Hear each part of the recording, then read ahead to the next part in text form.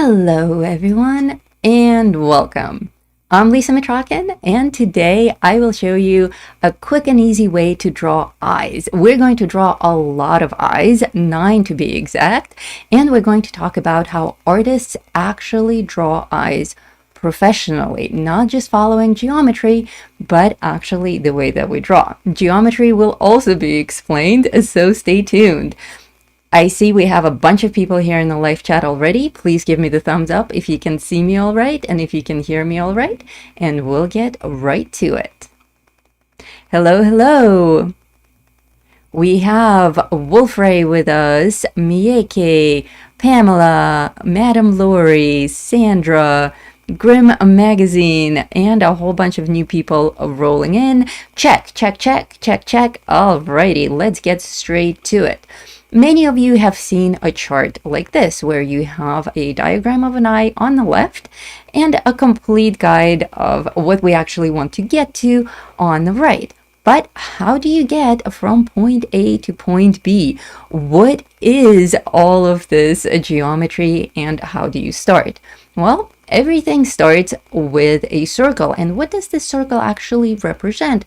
Well, that is our actual eyeball, and every single sketch that you will see me perform today during this 2-hour show will start with this eyeball sketch.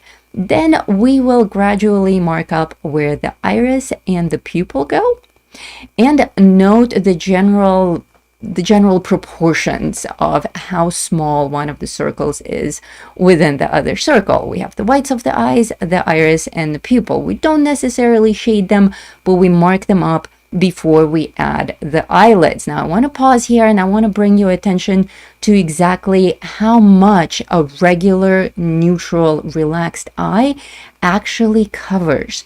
Most of the eyeball is now obstructed by the eyelid, yet it is extremely important to mark up that eyeball. Once we have the eyelids all marked, the almond shape, I want you to note this triangle shape on one corner. Whichever corner you choose to add the triangle to, that's the part of the eye that's closest to the nose, and that tells us the direction of the eyelashes and the direction of the eyebrow. So this is somebody's left eye, and it will appear on the right side of the screen for us as we complete the portrait. What else do we need to know about this geometry? One other curious fact is that the bottom crease that we see under our eyes, regardless of how much makeup we pile on top of our face every morning to hide those circles, that little crease under your eye, it will always fall on the bottom of the eyeball. That is a fun geometry fact. Madam Lori kicked it off with the first super chat. Thank you so much. Today's show is, of course, ad-free because last time we reached our goal. So if you guys enjoy these ad-free shows, please feel free to throw me a super chat. And also, just because it's nice, I spend a lot of money on art supplies and I can use all the help I can get. Woohoo! Yes. Alrighty, so we have our bottom crease, but the top crease of the eyelid doesn't necessarily fall on that top part of the ball. And that is another geezer dude with Pizza Fairy. Hello, geezer dude. That top crease doesn't ever, well, not ever, but it rarely falls actually on the top curve of the eyeball. So that is important to note. And why does that happen? Because we have so many folds of the skin and meat and everything in that upper eyelid that it actually rolls over the eyeball, and the eyeball goes deeper into the skin, deeper into that cavity, and so we end up with differently shaped upper eyelids. Now let's see what happens. Oh my god, now we're looking at a house. Why are we looking at a house? Well, drawing a face, drawing an eye is much like drawing anything else at all in art. So imagine that you came across this beautiful photo of a village in Italy and you want to draw it. An architect may see this village in this light. Somebody who actually understands architecture and architectural geometry and proportions of everything, they may envision a line work that's very specific. They may start measuring things and measuring things in their mind and determining if this is a sound structure, if it needs any supports, if it needs to be redrawn entirely. They may even see it more like this. Come on, slide, don't let me down. They may even see it more like this, where you see the entire cross section of this building and you imagine the staircase and the support beams and everything's measured out. But we don't actually need to draw all of that as artists. It's great if you're an architect and you know the general structure of a building and you can see it with your amazing X-ray vision. But as artists, we don't really need that. All we want is to get to something beautiful and serene like this. It's the same exact thing with the geometry of an eyeball. It's important to understand where things are. It's important to understand the general structure of the eye, as it is with any structure, much like this building. But it doesn't mean that we have to draw every single line. So I will focus on that quite heavily in this show today. So when we approach something like this as artists, we actually proceed more like this. We will draw a light sketch, then we will shade that sketch, establishing the value scale to tell us where the light and shadow fall. And maybe it's not going to be perfect. Maybe some walls won't be perfectly parallel. Maybe it won't be a sound structure and an architect may laugh at us. But in the end, it will turn into something more like we want, something like this, and it will actually come across as a beautiful drawing that's a work of art.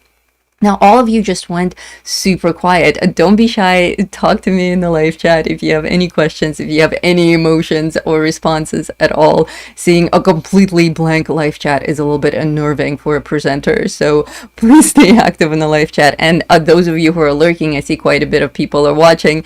Please don't be shy. Pop into the live chat. Say hello, chat, ask questions. Jesse, thank you so much for the super chat. Thank you, guys. So that is how we approach drawing a house. But what about drawing eyes? Today I will show you each and every one of these 9 eyes that I prepared for this live stream. And there's, oh, no worries, no worries. Black Orchid says, I'm sorry, I'm late. More people will be rolling in through the show. No worries at all. Just, you know, there's going to be a rerun. Watch it from the beginning for my structural demo when you can. So with these 9 eyes today, what I want you to notice is that they're quite different from that first image that I showed you of the eye. If you look up online how to draw an eye, if you look up on YouTube how to draw an eye, every single tutorial shows the same exact eye, and that's a beautiful female sexy eye, and that's great. But most of the time, faces come at different ages, with different expressions, in different lighting. So when you want to master portraiture, it's important to master more than one type of an eye, and that is exactly what we're going to do today. Now, I gave each and every one of these eyes a persona, a personality, and a name. So we're going to go through them one by one, starting with the witch. Now, once again, notice that I am starting with that circle, and I'm going to point out those circles, hello Susan, with my magenta marker overlay. Because when I sketch these circles, they are pale. Hello, Dina, welcome. And that is exactly how pale I want you to sketch these eyes as well. And if you want to grab that reference that I shared with you earlier, we have that as well. Let's see, where is it? Where is it? Where is it? It is here. If you want that reference that I showed you in the beginning of the show, that is a free printout for everyone. So scan the QR code that's on the screen or grab the link in the video description, and I think it's going to pop up in the in Nightbot as well. Nightbot is very helpful and always pops up actual clickable links. So back to the drawing itself. notice how quickly that progressed. And don't freak out. We're going to do 9 of them, and we're going to do 9 of them for a reason. I'm going to talk about quick draws, and I'm going to talk a lot about daily practice as well, because that is one of the things that is extremely important, yet is extremely overlooked. Well, let's see. No, we're not. Our goal is always 50, and our achievement right now is only 15, so we still have quite a bit to go. I set it to 20 super chats arbitrarily because YouTube doesn't actually know how to set monetary value, but our between you and me goal is actually 50, so we still have quite a ways to go, but we're off to a good start. Thank you, everyone. And if we don't reach our goal, no worries, your money will be put to good use anyway, because what do I spend my money on? Art supplies. And what do I spend my art supplies on? More videos for you. So no worries at all. So back to the quick sketching technique. On this one, you may have blinked and missed it, which is why we're going to have 8 more eyes on this show. Don't even worry about it. But what I want you to pay attention to on each and every one of these, and maybe when you watch the rerun as well, is how quickly I moved from a sketch of an eyeball to immediately doing my 3D shading. And that is something that I want you to practice after you watch the show and go home, or go to your studio, go to your drawing desk, and actually practice doing these eyes again. Have you tried the Tone Stonehenge paper? It comes in pads, and I think Michaels has it, and Amazon definitely does. I have not tried toned Stonehenge paper, but thank you for pointing out paper to me. The exact paper that I'm working on right now is Strathmore Artisan. The link to that is in the video description in my materials section. And this is actually the large scale Strathmore, because I wanted to fit all of these eyes onto one page. I'm actually working on 18 by 24 paper. So I highly recommend it. If you follow the link, it will show you all the sizes. Pick the size that you like best.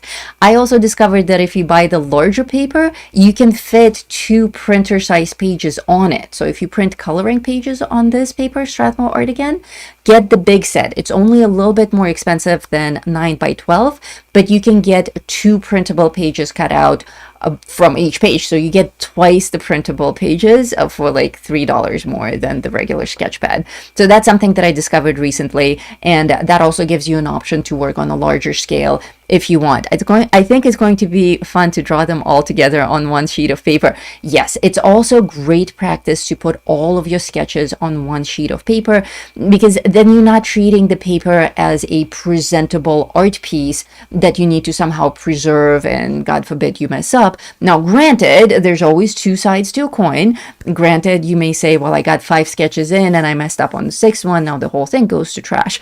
And that's certainly true, but don't think of it that way. It doesn't have to go to the trash. It's just a practice page. And another thing that I'm going to talk a lot about today is letting go. Treat your practice pages exactly as what they are. Not everything needs to be framed. A lot of people that I teach in my academy, in my community, privately, the people that I have taught over the years in real life and through the screen, have struggled with the same thing and continue to struggle with the same thing. You put too much attention into every single piece and you treat it like a crystal vase. God forbid anything will go wrong. And that actually prevents you from progress. Be more sloppy, be more loose, be more careless. Keep a journal, keep a lot of scrap papers laying around, and doodle. Do you know what the key to my success is? To being able to freehand anything at a drop of a hat? It's not learning art since I was 3 years old. It's not going to art university, though that certainly shaped how I became the artist that I am today. It is daily doodles, 100% daily doodles. Of course, it's important to know what you're doodling, because it's also possible to doodle the wrong thing and practice something the wrong way over and over again, and then you're not progressing at all. So knowing the right thing to practice is extremely important, and that's why it's important to belong to a community. Many of you know that we recently upgraded our academy, link above and below, to an actual academy that you can walk into and start learning from me with daily prompts, with daily motivations. Noodles Doodles, I love it. I love it. My gamer name is Noodle, and of course Geezer Dude comes to us from my gaming community. So Noodles Doodles is extremely catchy. I love it. So if you guys really want to master the art of learning above mastering the art of, I can draw this particular eye just as well as Lisa can, but actually progress and progress quickly, it's important to practice daily. And what better way to practice daily than to actually work with me on daily basis? So if you like the way I teach and if you want to learn how to draw like me, make sure to swing by It's Easy to Draw Art Academy and become an artisan. As an artisan, you get daily access to me. You get my daily motivational posts, my inspiration posts that you can copy, that are actually this page that we have on the top right corner is one of such inspiration posts. My artisans get one of these posts every single day, and many of them have already improved their drawing skills dramatically just from following these inspirational posts.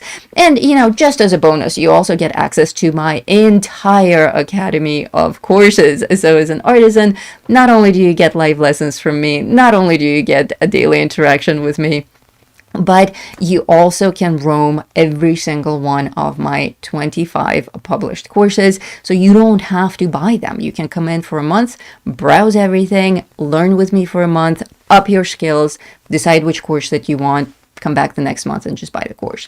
There are many ways of interacting with the community that saves you a lot of money, and I've been working really hard to set it up that way so that education is affordable to everyone and so that you actually see progress immediately.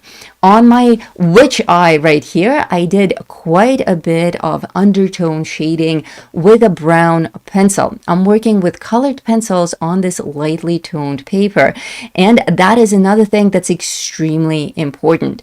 A lot of students work, and especially self-taught students who are following YouTube tutorials, they work with the classic tools that everyone else teaches with online, and that is pure, crisp, bright white paper and a graphite pencil.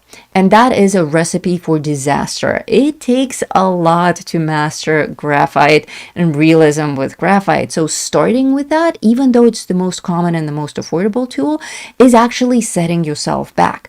Graphite on smooth white paper is brutal. It shows off every single imperfection. It's like putting yourself under a spotlight. So every single thing that's not perfect yet is going to be revealed with that graphite, and you're going to feel horrible about yourself. Your lines will look sketchy and shaky, and that's fine if you're just starting to draw, but it's going to be demotivating. It's going to be discouraging, and we don't want that. We want to immediately create effects. I hate graphite, says Dina. Yes, I hate graphite as well.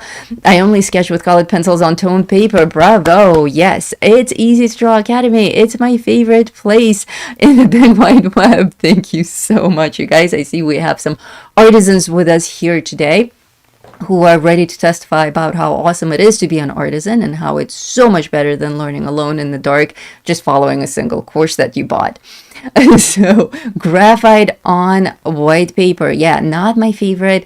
And the very first thing that you can change to immediately improve the outcome of your sketches is switch to a colored pencil on slightly toned paper.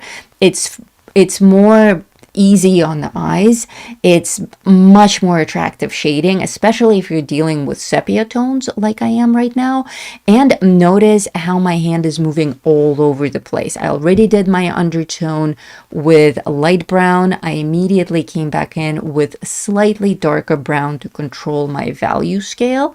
Of course, all of these things I teach in my course, the fundamentals of drawing, and also the easy way to draw faces. Those courses are, of course, in the academy. Link above, link below. You can get them individually, or as an artisan, you already have access to all of that. So just swing by and grab individual chapters that interest you for a particular project. And then I come in with my white pencil, Prismacolor White. Guys, I cannot recommend this pencil enough. No matter what colored pencils you're working with, whether it's oil or wax, if it's cheap pencils or brand name, it doesn't matter. For your white, just get white Prismacolor. It's available as open stock. I get the 12 pack. I forgot to put the link to the 12 pack in the video description. I'll update it after the show. But you can also just, and also the course on cats. That looks like fun too. Yeah, you guys, if you are already an artisan, all of these courses are available to you. You can pop in and just go straight to the chapter that interests you. We'll talk more about the best way to use the Academy a little bit later on in the show. For now, white charcoal, regardless of what brand of pencil you use, white charcoal, white Prismacolor pencil, regardless of what brand of pencil you use, white Prismacolor is the bee's knees because it layers so perfectly over everything. And not only does it add a beautiful highlight to our eye where the light is reflecting off of it, but it will also smooth out all of your shading, which is something that we definitely want on something like this. But what I also want you to pay attention to is the expression of the witch's eye. She is intense. The eye is wide open. She has this massive white eyebrow because she's so ancient, and lots of wrinkles and lots of skin texture. Like, more of this illustration is actually the skin around the eye. And that is, again, something that I'm going to drill over and over again during this entire presentation, is that we're not really drawing the eye as much as we're drawing the portion of the face around the eye. So there are a lot of these mindset adjustments that we need to learn as we actually approach the drawing of the eye. But wait, you might have thought that white highlights was our last step, and it's actually not.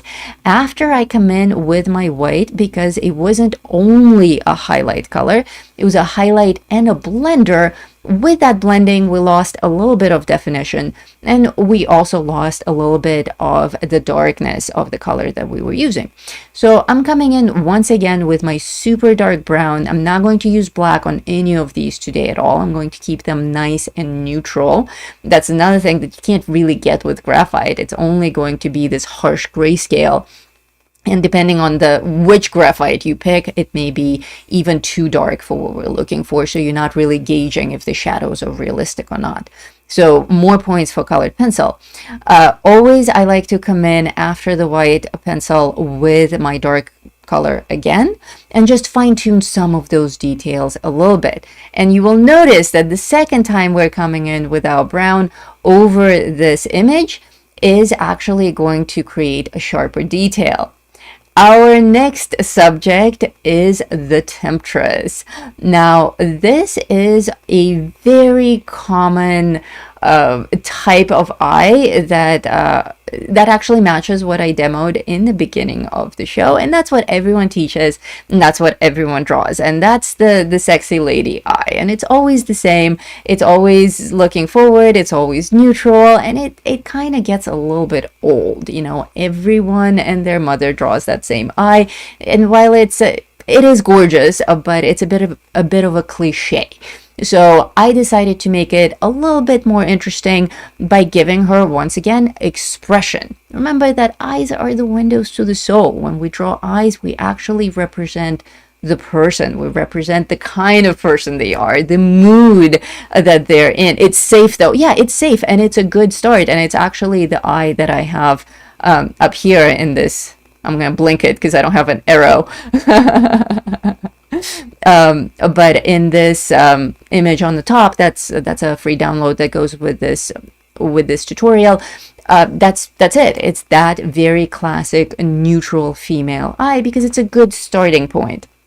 But from there, we want to take it a step further and a step further and another step further and take it as far as we can. And there's no limit actually to how far we can take it. But with this particular temptress, I decided to make her more interesting by having her look over to the side so that it's a little bit more of a sly look. And also I'm going to add a little bit of a drapery to cover a little bit of the side of her face, again, to make it just slightly more interesting. We're always telling these stories with light and shadow. So once again, pay attention. Look how quickly that happened. I sketched that eyeball, I sketched the iris and the pupil, and I immediately, and then of course the eyelids as we did in the original demo, and then immediately I go into shading. I don't draw the architect sketch. I don't measure things. I don't use a ruler. I don't use any kind of a guide. Everything is done completely freehand, and that's how you learn. Every single day, sketch something freehand. And again, if you are lacking motivation, come and be an artisan. Try it out for a month. If in a month you don't get enough value out of it, don't come back. But I guarantee you, you are going to get an entire semester's worth of professional university level art education if you stay as an artisan for just a month. You will be blown away. And at the very least, you're going to download my entire collection of published books, which is worth a lot more than your artisan membership. So there's that. And plus the access to my entire course library. And I said that I would talk about how to use courses in the best possible way. Obviously, in a single month, you can't complete 25 courses, and that's not the idea behind the membership. The idea is you come in, we have monthly themes. This month, our theme in the Academy is actually All That Glitters. So we do have an artisan exclusive show coming up on the 16th that will not be streamed publicly. And the following month, August, is going to be our portrait month. So you come in on a month that interests you, you join the daily program and you do your daily sketches, and whatever your personal project is that you're working on, you have the entire library to reference. So pop into the Academy and it's like, I don't know how to handle a skin tone. Jump into skin tone mastery to the exact skin tone that you're drawing. You don't need to go through the whole course. You just need that chapter. Your character is wearing a jeweled necklace and you're like, I've never colored jewels before. Pop into the complete guide to coloring gemstones and learn specifically how to color emeralds for that one thing. You want the whole thing to be backlit? Pop into fantasy glow effects. I can go on and on for 2 hours explaining this and giving you examples, but you get the idea. Back to the drawing on the screen. Now I'm doing a little bit more definition work, never outline work. I almost said I'm doing outline work, but that would actually be contradicting myself because we never actually do outline work at all unless we're doing like a coloring page or a tattoo design or something very stylistic, for instance, in an Art Nouveau style. But in a realistic hand, like freehand sketch, we don't do outlines. We just do basic ghost shading. Ghost shading, that's another course. We have a course in the Academy that is completely free to everyone. You don't even need to sign up as an artisan. You can just pop in right now and start going through that course to get to know how I teach and to actually follow along with me and create something beautiful. And that course is called Steady Hand Masterclass. In the Steady Hand Masterclass that a lot of you are already going through, bravo, bravo, my students, you are learning how to sketch so lightly that it's barely visible and that it doesn't interfere with your actual shading stage. So make sure to check that out because obviously that's more than what I can teach within the 10 minutes that it took me to draw this very beautiful temptress eye. Just one class is worth a year's fee. Thank you so much, whoever said that. The Voodoo Queen Espresso character in the Skin Tone Mastery course is one of my favorites. That is one of my favorites as well. The Skin Tone Mastery course, we start with the palest skin tone, which is surprisingly more challenging than the dark one. But it is the most common one because colorists tend to flip it. They think that because it's a pale skin tone, it's going to be easier to color. So they start out learning skin tones on pale ones and then they step it up to darker ones. But actually, darker skin tones are quite a bit simpler, and you will learn all of that in the course, of course. In the course, of course. I haven't come across that one yet, Dina. We'll have to check that out. Oh, cool. She's the cat lady. I colored her with a neon skin tutorial. No, that's a different one. The cat lady is the pale one. The dark skin tone is the Voodoo Queen. But, you guys roam the courses and, chat about it in the community. In the community, you post your work and you talk to other students and everything like that. Alrighty, notice on this eye how much of the definition of the eye and the eyelashes is actually lost in the shadows. I just said that we don't do outlines on something like that, and that is a very good example. We have so much happening here with the eyelashes and the eyelids, but none of that is actually there, like at all. It's just a big pool of dark shadow, and that may seem overwhelming, because if you were to draw what you see, which is another thing that I teach quite a bit in the academy, draw what you see, but draw what you see only works if you understand that invisible anatomy, that invisible architecture of whatever subject you're drawing. Without that, draw what you see is actually extremely difficult. If you were to just follow along with me without understanding where the eyeball goes, without marking it up, without understanding how the eyelids curve around that eyeball, if you were to just jump in from the finished piece and just start adding the shadows where you see them on the reference image, it is very unlikely that the entire thing will fall together in a way that actually looks believable and realistic. Because with realism, being just a little bit off can ruin the whole thing. So everything does have to be exactly in the right place, but that doesn't mean that we have to mark up every single bit of geometry on this page. So in fact, we want to avoid it. The very basic geometry is just that eyeball.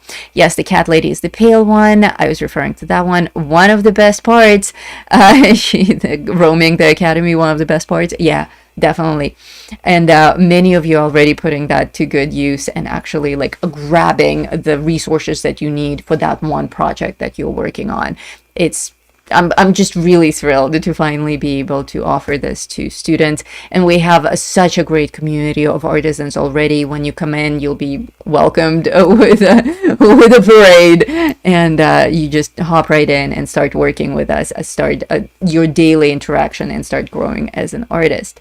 Now, immediately after my 2 layers of colors, you will notice a trend here. I used slightly different browns on this one. I will actually use a different combination of colored pencils on each and every one of these samples today, but the concept is the same. And the reason that I'm doing it this way, and I'm not even calling out pencil names on the screen as I usually would during a colored pencil tutorial, but here it specifically doesn't matter. I don't want you to get held up on tools. I don't want you to get held up on pencil names. I want you to grab whatever you have in terms of colored pencils and just pick what you find attractive. This can be done in any color scheme at all.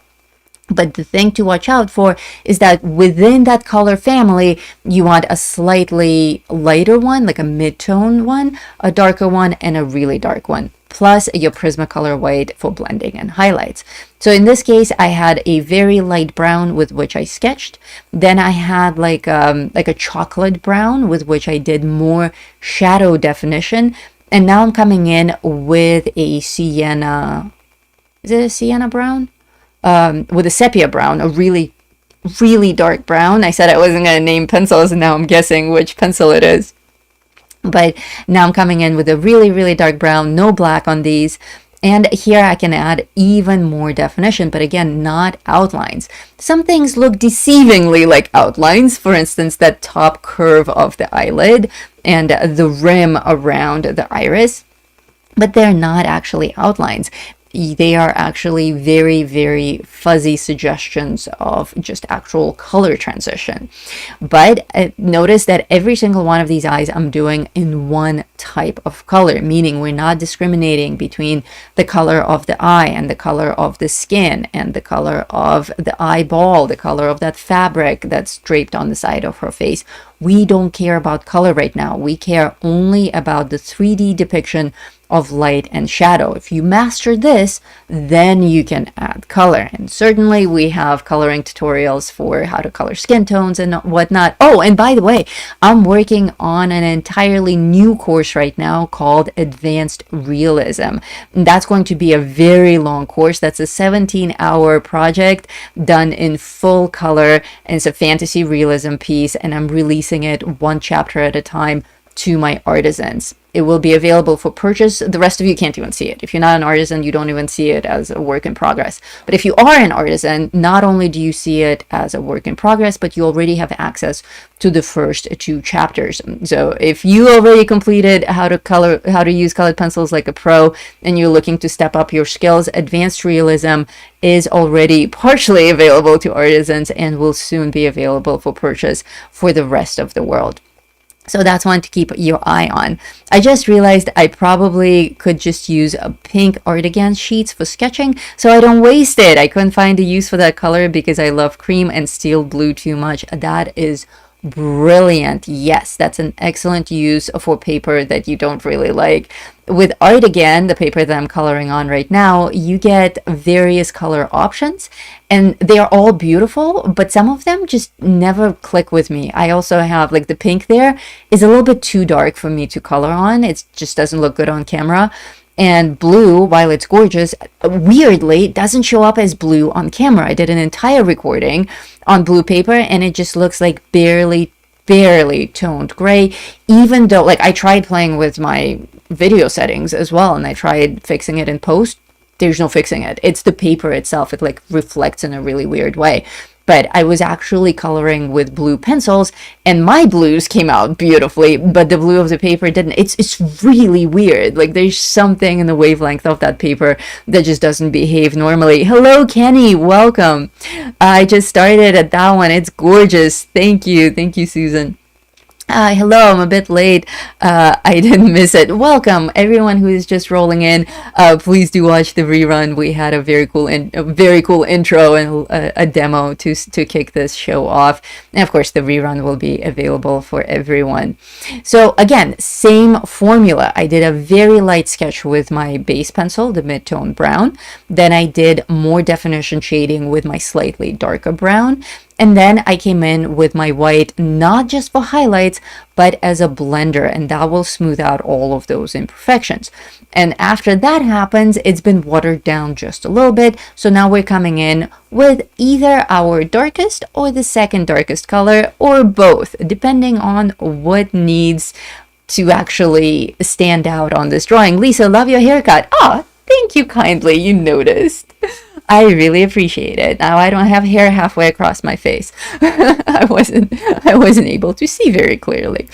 My new Strathmore blue is more grayish than a true blue. I agree with that, yes. I have also purchased Strathmore blue in the past, and I was always very confused by how it's not really blue at all. In fact, the first time that somebody sent me a Strathmore blue, I was just blown away. I'm like, this isn't blue. Did they package it in the wrong cover or something? For a second, I was even convinced that I'm no longer able to see the color blue. That's how paranoid I am about seeing color. Because it's my favorite color, so it would be a complete tragedy if I suddenly was afflicted with color blindness just for that color. So even though I came in to bring in a lot more detail on this eye with my super dark brown, notice that it's still not outlined. I'm not drawing every single eyelash. That's another really big mistake that beginner drawers do. Drawers, did you catch that? Is they come in with a brutal black pencil and just start scratching those eyelashes in. Please don't do that. Like, you have a beautiful eye already established. It does not need those eyelashes. Ah, this scaredy cat. Are you guys enjoying that each one of these has its own personality? I was trying to make it a little bit more fun for you than just let's draw an eye, let's draw another eye, see you in 2 hours. So I thought it would be the most fun if we gave them a personalities. Now, with an eye that's scared, there are some other geometry news that you need to be updated on. And that is, well, how the eyelids form around our eyeball. Of course, the very first thing we did is we drew that eyeball, we drew the iris, and we drew the pupil. If the eye is, yes, the personalities are fun, thank you. If the person is scared, there are 2 things that happen if we're immediately scared. Jesse just became a master as my channel member. Thank you so much, and welcome to the family. Becoming a member counts towards our goal. So if you prefer to become a channel member, that works as well, if that works better than super chats for you guys. But I will always take a super chat because then I can go and buy more colorful paper. So two things happen. Two things happen when a person gets scared, startled. First thing that happens is we actually pull back.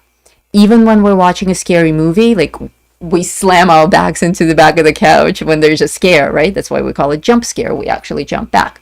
And when that happens, usually our chin goes up and our head goes back. That's just physiology. We can't control that reflex. So with that tilt of the head, we expose more of the white of the eye on top.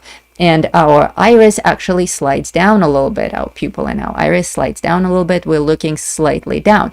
The other thing that happens is our eyes open wide, and that is because we want to take in as much information as possible.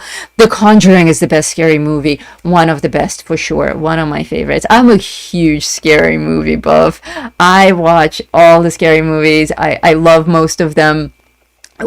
Both tech support and I, we love scary movies. We watch them all the time. So this look was actually inspired by Scream. You guys remember the original Scream with the cover with Drew Barrymore on the cover and her eyes wide open like that? Classic. I am terrified. I'm in a scary movie look. Of course, they've made like 25 of them since then. I've actually only ever watched the first one. Can you believe that? I've only ever watched the first Scream, and I watched it like a million times. I can recite the whole thing, but I never watched the second one. I never watched the third one. I didn't even tune in for what's her face, Wednesday, Jenna Ortega. I didn't even tune in for her when she popped in. I just, at some point I need to sit down and binge watch all the Screams because it's like, it's my duty as a horror film buff. Primate is a good new scary movie. I haven't seen that one yet. I'm a big fan. I've seen them all. I'm a big fan of movies like Midsummer, Sinister, French Horror. Martyrs is an excellent film. Of course, anything from the 28 Days Later universe. Bone Temple was my absolute favorite. Let's see. Bathsheba on top of the armoire still has me traumatized. Oh, nice. Yes. Those were some good moments in a horror film. And look how that expression of horror is already shining from the page onto the rest of the world so clearly. And only 2 adjustments we made to achieve this. Speak like Yoda, I suddenly do. I don't know what happened there. We only made 2 basic adjustments here, and that is where the actual eye is looking. We dropped it down a little bit or lifted our head up. It's the same thing. And we opened the top lid wider. Well, we opened them both wider, but the top lid reveals a lot of the white of the eyes. In fact, we have expressions like that. Seeing the whites of someone's eyes implies that they're scared. Like, I saw the whites of his eye right before I shot him. You've probably heard that in Western films. Big fan of Westerns as well. And a Western horror, now that really hits the spot. So we definitely want to reveal more of the white of the eye. But notice that we also have a lot of the white of the eye revealed in our first image. Where is it? Up there. Right there, the witch. Her eye is also very wide open, but she's staring right in the middle, right at us, and her eyebrow is raised, and she just looks kind of scary and sinister. So it's a completely different emotion that comes through there. So just because a lot of the white of the eye is visible doesn't mean that the person is scared. It has to be a combination of those things. And for the bonus, for the cherry on top, we also raise the eyebrow, but not just raise it. If we simply raise the eyebrow, that's going to be surprise, but we want terror. So we raise it and we slant it like this. And that combined with a wide open, looking down eye is horror.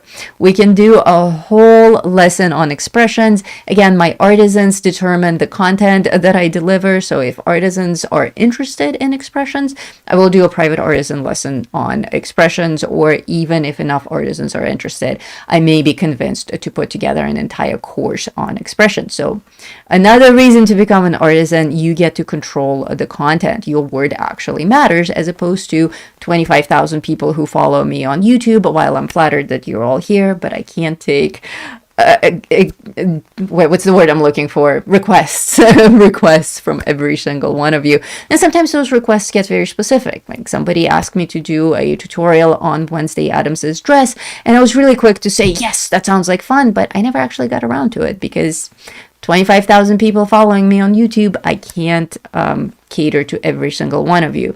But my community of artisans gets priority. So if you guys want to learn something and enough of you want to learn it and we're all talking about it privately and on day-to-day basis, then of course I will invest the time into making that content because I only split so many ways and I already sit here at my desk 24/7 doing nothing but making art. So there's literally not enough time in the day for me to do everything. Expressions would be awesome. Noted. Oh, and the other thing that we didn't even talk about on this is I'm doing this eye in blue. Blue is, of course, my favorite color, so that's why I chose it. But it also goes to show that you can make these sketches in any colored pencil whatsoever. But what's our formula? Class, recite it to me now in the live chat. What's our formula? Mid-tone color first, then slightly darker color, then we come in with white for blending, and then we come in with darker or even one level darker colors for that higher definition to tell more of a story, to bring up the contrast so that everything is clearly visible. Yes, of course, on expressions would be awesome. And you can come in back and forth as many times as you like. But the other thing I want you to notice is how fuzzy these sketches are. Even though everything is perfectly clearly visible, there's a little bit of that sfumato effect. And a lot of students think that it's an advanced technique, the sfumato effect, that slightly blurry look, but it's actually not. I would rather have you start with it and then sharpen up your skills, sharpen up your detail work to really approach hyperrealism.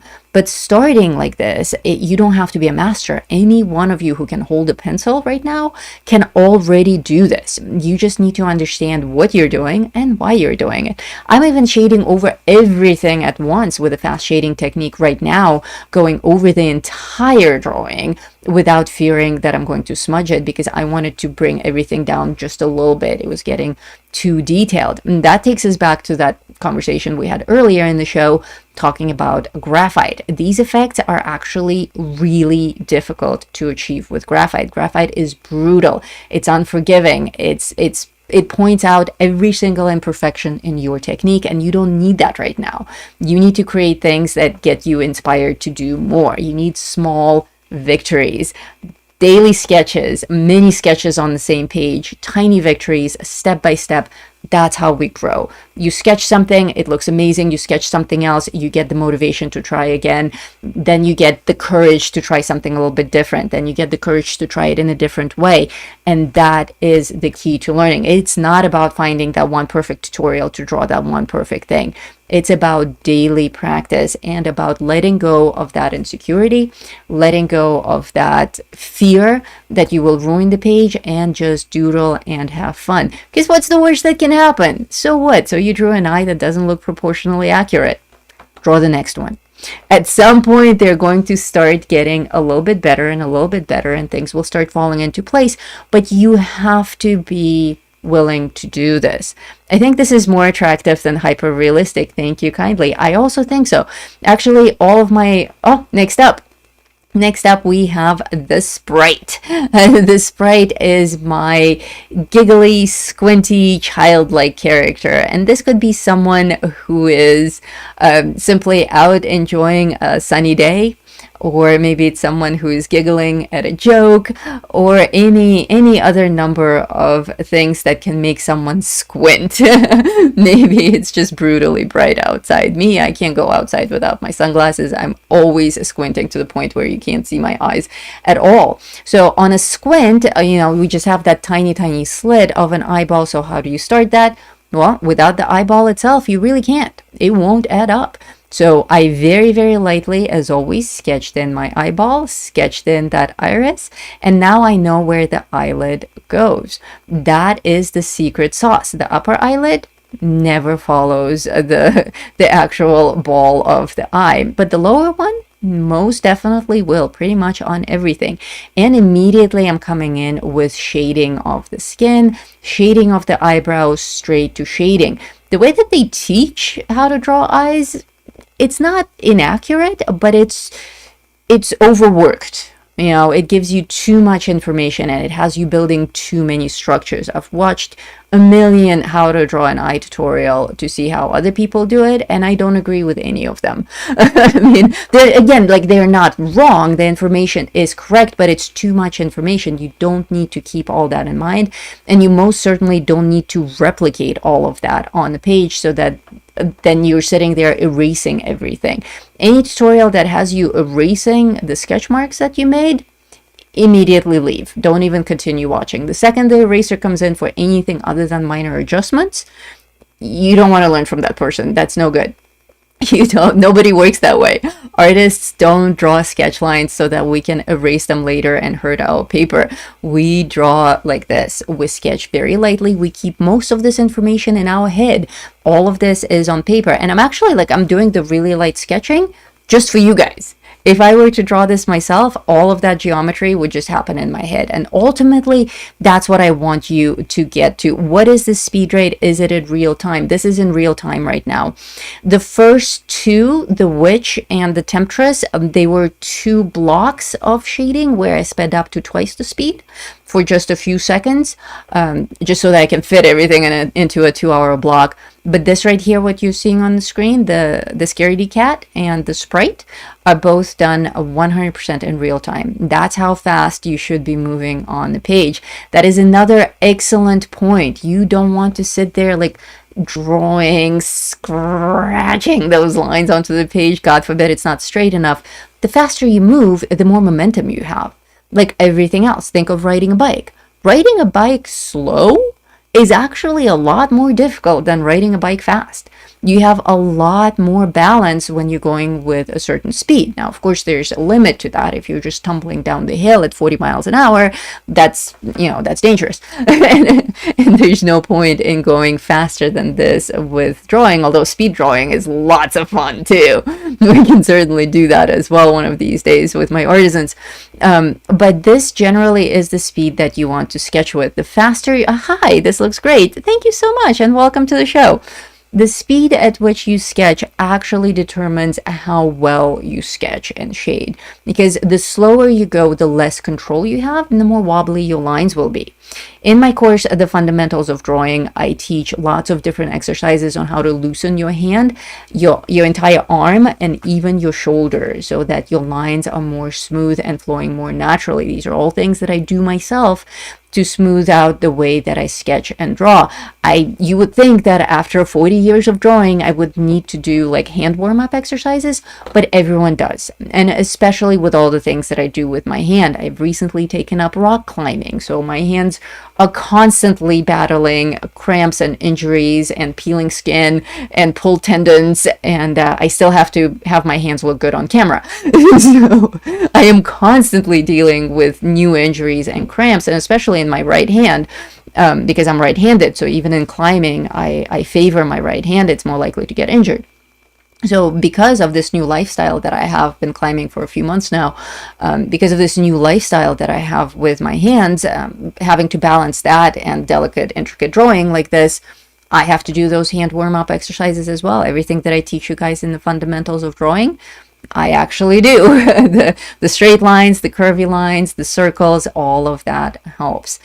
Let's see. I'm a big fan of these exercises. Now, after a year, I can freehand almost a perfect circle. That is true. Madame Lori had an amazing growth projection. Like, she was kind of floating along, and literally, I kid you not, like, since we started the Artisan program, her progress went vertical. Just straight up vertical.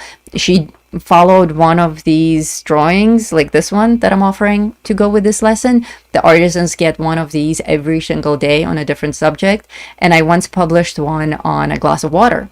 And out of the blue, even though we were working on something else with Lori, she went and just copied that glass of water and she drew it perfectly. Like, just that way of thinking, suddenly something clicked in her head. And now she can draw ellipses, she can draw light and shadow. She started doing eyes with me, and now she can do eyes that are super realistic. It's just I'm just so proud of you guys, and seeing all of your progress, it's incredible. Need big notebooks. I love big notebooks. The link to this big notebook that I'm drawing on, is actually in the video description if you want to grab that. That's a Strathmore big notebook. Though, like, that's kind of nice paper, even though it's recycled paper. It's actually, like, I consider it to be fancy paper because it comes in these beautiful colors and it has that amazing, those amazing little inclusions in it. Plus, you get to save the planet, recycled paper and all. That's always a plus. But I wouldn't use this paper for just doodles and sketches. I mean, this is for a show. Like, I want to look good for you guys. I want this to be presentable and beautiful. And obviously, I busted out with my best tools and supplies to make it beautiful for you. But if I were to just practice doodling this, I would just grab any, like, even like cardboard. You get like cardboard inserts and things that you buy at the store sometimes. Just grab a cardboard and doodle on that. Even printer paper can be okay as long as you're working with colored pencils. But ideally, slightly textured drawing paper, cardstock paper, or anything that's lightly toned is your best friend for sketches like these. And going big has its benefits, definitely. You're not obstructed by the edges anymore. You just kind of have this free world to play in. Cardboard has a great texture. Yeah, I started drawing on cardboard when I was a kid. My mom would buy like these stockings, I guess, and the stockings came with a cardboard inlay. And when that happened, granted, it didn't happen very often, but stockings are designed especially so that you get to buy them again and again and again. They like intentionally made them rip. And occasionally in the house, a little inlay, a cardboard inlay that was brown on one side and glossy white on the other side would appear. And I would snatch those and draw on them. The skeptic, a suspicious eye. When you guys do your own doodles of this, I mean, obviously you're welcome to follow this lesson as many times as you like. And in the video description, I also have, aside from this drawing guide, I have another drawing guide for you that you can grab. There's a free download as well. That gives you 3 different eye models to work from. But I highly encourage you to also do your own visual research on portrait photography. Search Pinterest, go down the rabbit hole of eye photography or close-up face photography, and find eyes that aren't just that stereotypical beautiful female eye. Like, that dead horse has been beaten way too many times. There's like, it's cool, it's great, it's a good start, but once you mastered that very stereotypical eye, move on to something more artistic, more interesting, more expressive. And you saw that even with my beautiful female sexy eye, I tried to do something that's a twist. I made her into a temptress. I made her sly. I made her look out of the corner of her eye. I gave her a little bit of a garment to make it more interesting. Find photography that actually speaks to you. Looking at the screen right now, our sprite, the squinty face, like, that could be a child in the sunlight, or that could be someone who just made a joke and they're wanting to see if you got the joke or not, or maybe it's just really bright outside. But immediately, like, you look at that and you kind of smile. You can't help but smile because the expression is there, even though we don't have the rest of the face. The eyes tell so much of the story. They give you so much personality. They give you so much just information about the scene. Just one eye can do that. Can you imagine what you can do with an entire portrait with expression? So find references that are actually interesting, that are real people in real situations, in real lighting scenarios. And remember to add more shading to the rest of the area. Don't worry about going too dark. Don't worry about the skin tone. It doesn't matter what nationality these people are. I can't tell you who they are. I can't tell you if this is a person of an Asian descent or a Caucasian descent, or African American. Like, that squinty skeptical eye could be anyone. Some of these are more obviously a certain type of eye, a certain nationality than others. For instance, my temptress was actually based on a reference photo of an Arabic model. So Middle Eastern descent with those beautiful eyelashes. We're going to have the Zen master coming up, who's based on a Chinese character, on a Japanese character, sorry. And we're going to have a couple of others that could go either way with skin tones. But my point is, skin tones don't matter here. And that's how I want you to practice drawing these eyes. Just draw them as eyes. Forget about the skin tone. Forget about skin color. Forget about everything other than expression. And layer those shadows on thick, because even a person with the palest skin tone on earth will have that level of shading around his eye. Even if this is a really, really pale Caucasian dude, he's going to have that level of shading under that eye, because the eyebrow is so low, so low. The eyebrow itself is casting a shadow. I have so many sketchbooks that the white paper that I can sketch a lot, saving my toned paper. Cool. Yeah, white paper is great for just practice sketches. Absolutely. Wow, look at that expression. Did not expect it to look so good. Well, thank you. Thank you. Yes, this lesson is all about expressions. And those of you who are tuning in late, I do hope you watch the rerun at the beginning of the show when you have a moment, because we have quite a few really cool characters here. We are on 1, 2, 3, 4, fifth one right now, and we have 9 total. So we still have some really amazing expressions. And as I was creating them one by one on the page, I didn't actually have a plan all the way through. I just started. I had a whole bunch of my models printed out, but I was kind of pulling them out of the hat. I had 20 something of them printed out as my reference photos, and I was working from that. And it was a mood thing. Like after I did the scared eye, I'm like, well, I should do like a squinty eye. After I did a squinty eye, I'm like, what other kind of squinty can we have? Maybe a shady kind of a squint, not a friendly kind of a squint. Maybe more of a suspicious person. So that's how this lesson came to be the way that it is. It was just a natural flow of things. And I want you guys to work the same way. And that's why it's such good practice to do mini doodles on a single page. It would be interesting to see if I can alter the expression on a person's face on a coloring page. You absolutely can. Yes, you absolutely can. Depending on how thick those lines are on the coloring page, even if they're extremely thick, you can still alter the expression and move those lines. But if it's a lightly drawn coloring page, like one of mine, then you can absolutely move the eyelids around. You can raise the eyebrows. You can even change the direction that the person is looking. Absolutely, you can. I have a ton of discount sketchbooks from places like Ross or ordering from Temu, and the paper isn't great, but it's perfect for sketches and practice stuff. Kai, yes. That is great. Sketch on scrap papers. Don't, if you especially if you're on a budget, and especially if you work with me as an artisan and you sketch every day, things are going to get expensive. You're going to spend more time on art supplies, and that's why it's important to use, pencils that maybe you don't use that often. Me, I have an entire collection of green that I don't actually use because I don't like coloring with green. So for me, actually sketching eyes with green is a good idea just for practice, or even doing those basic exercises. The bleeding heart. This one's my favorite. It's a little bit sad, and I hope it doesn't make you guys sad. I certainly don't want people crying on my live stream, but this is my favorite eye in this entire collection because it's so expressive. So those of you who just tuned in, we start every single eye drawing with that very light ghost sketch of an eyeball. Then immediately we go to mark up where the iris is, and immediately we go to mark up where the pupil is.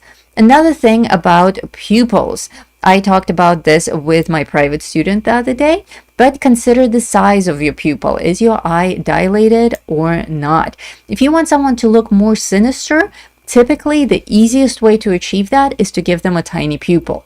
Now, it doesn't mean that because your pupil is super tiny, like a needle point, that you're an evil person, but that's how the brain reads it. All villains have tiny pupils.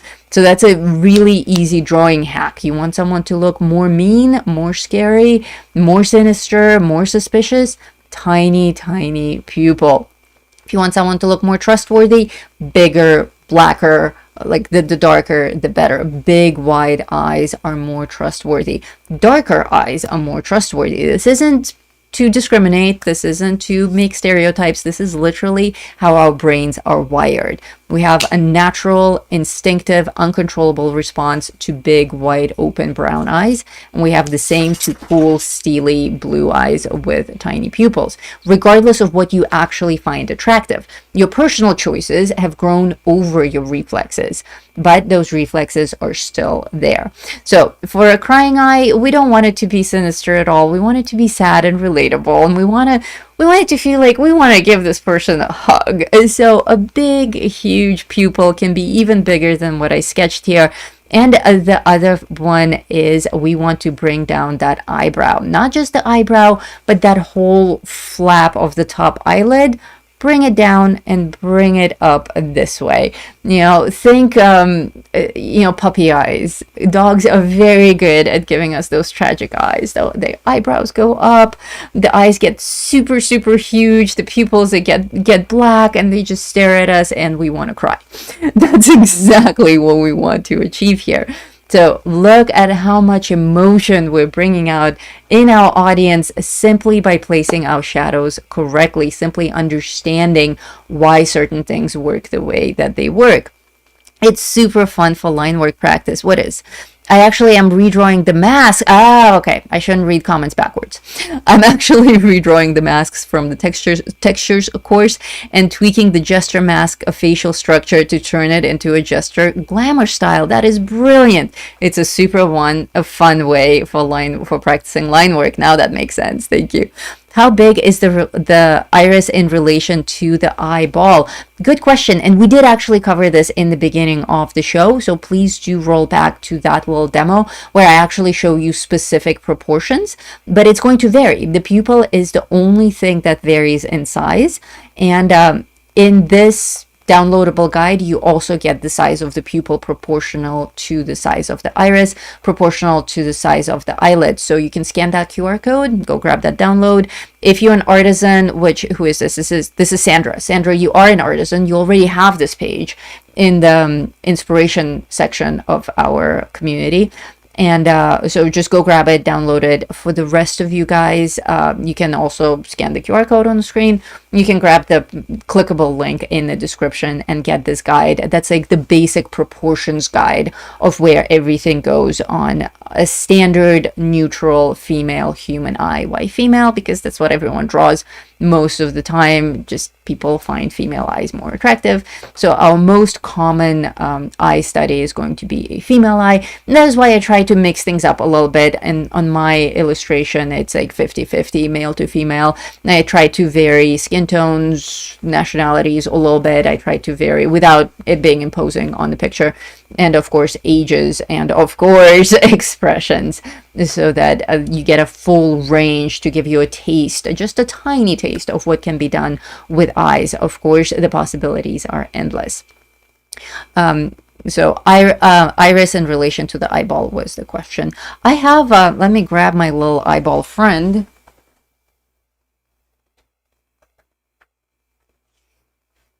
Generally, I do have a pet eyeball here. If I can figure out how to make him face the camera. There he is. So that's our general relation.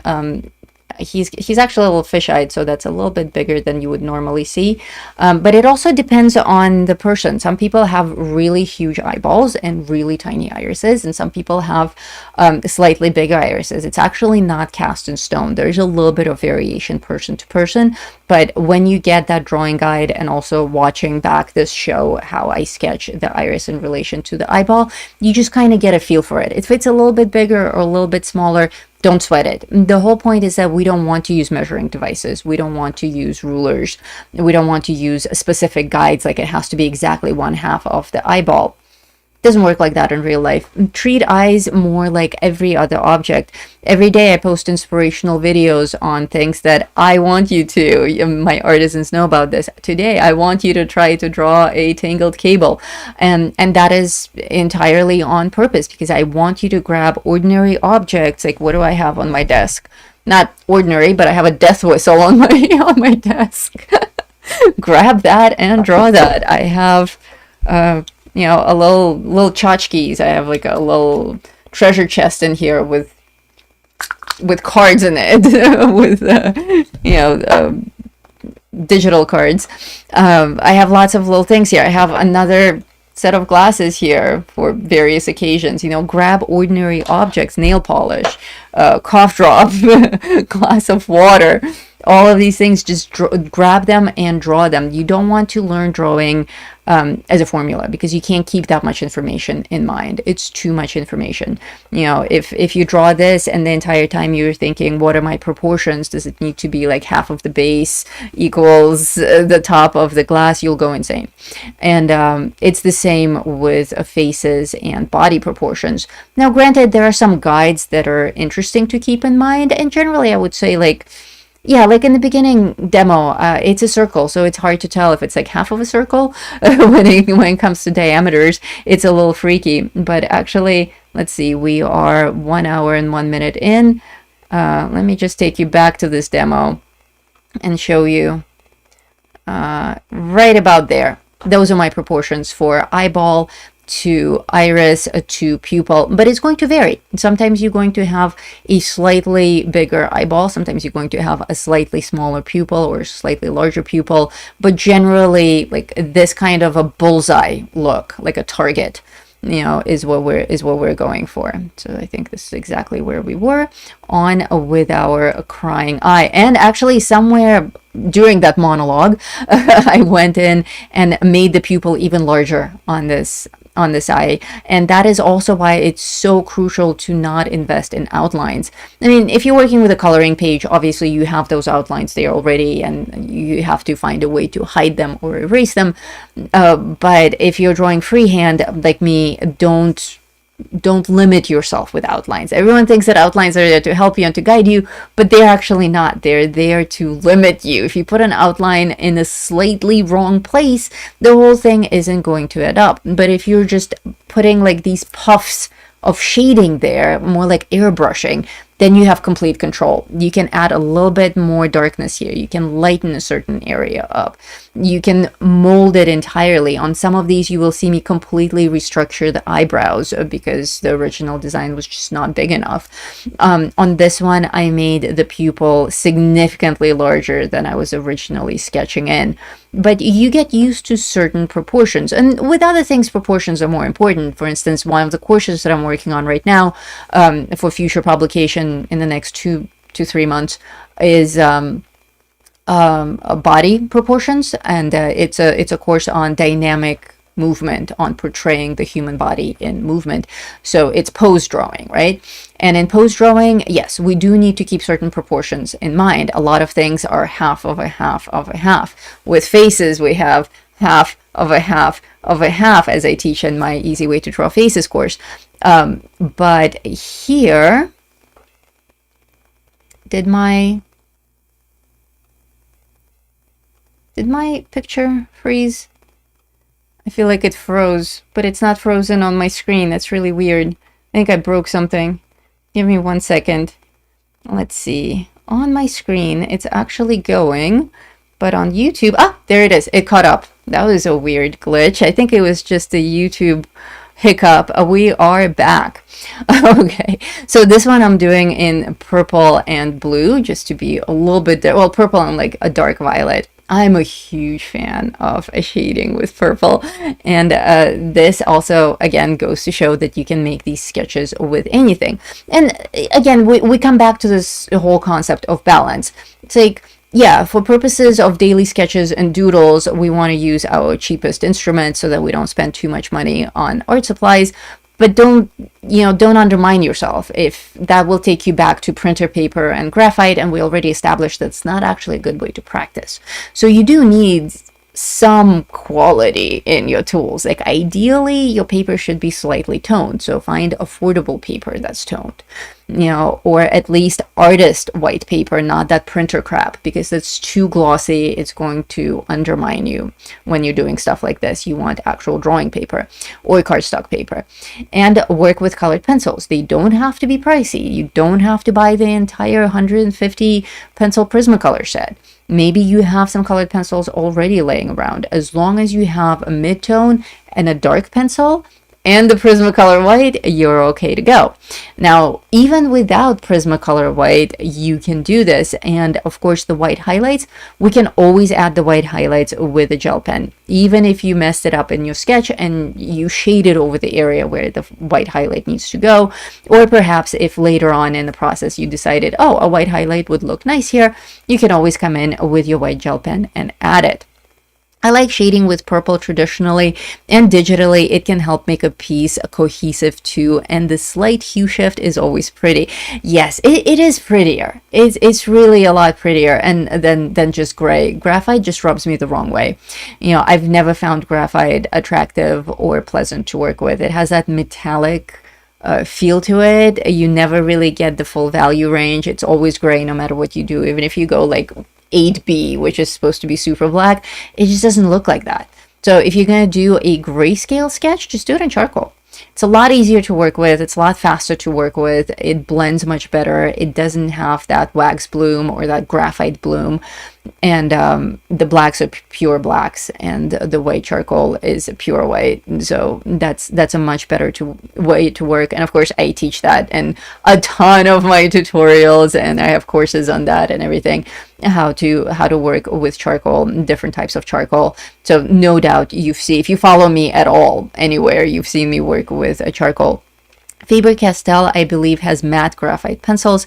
I've been really curious about them, but I'm unable to try them. That's actually on my list of videos to make for YouTube, is matte graphite. I also came across it in somebody else's video a couple of times, and it actually looks really cool. I mean, it's still...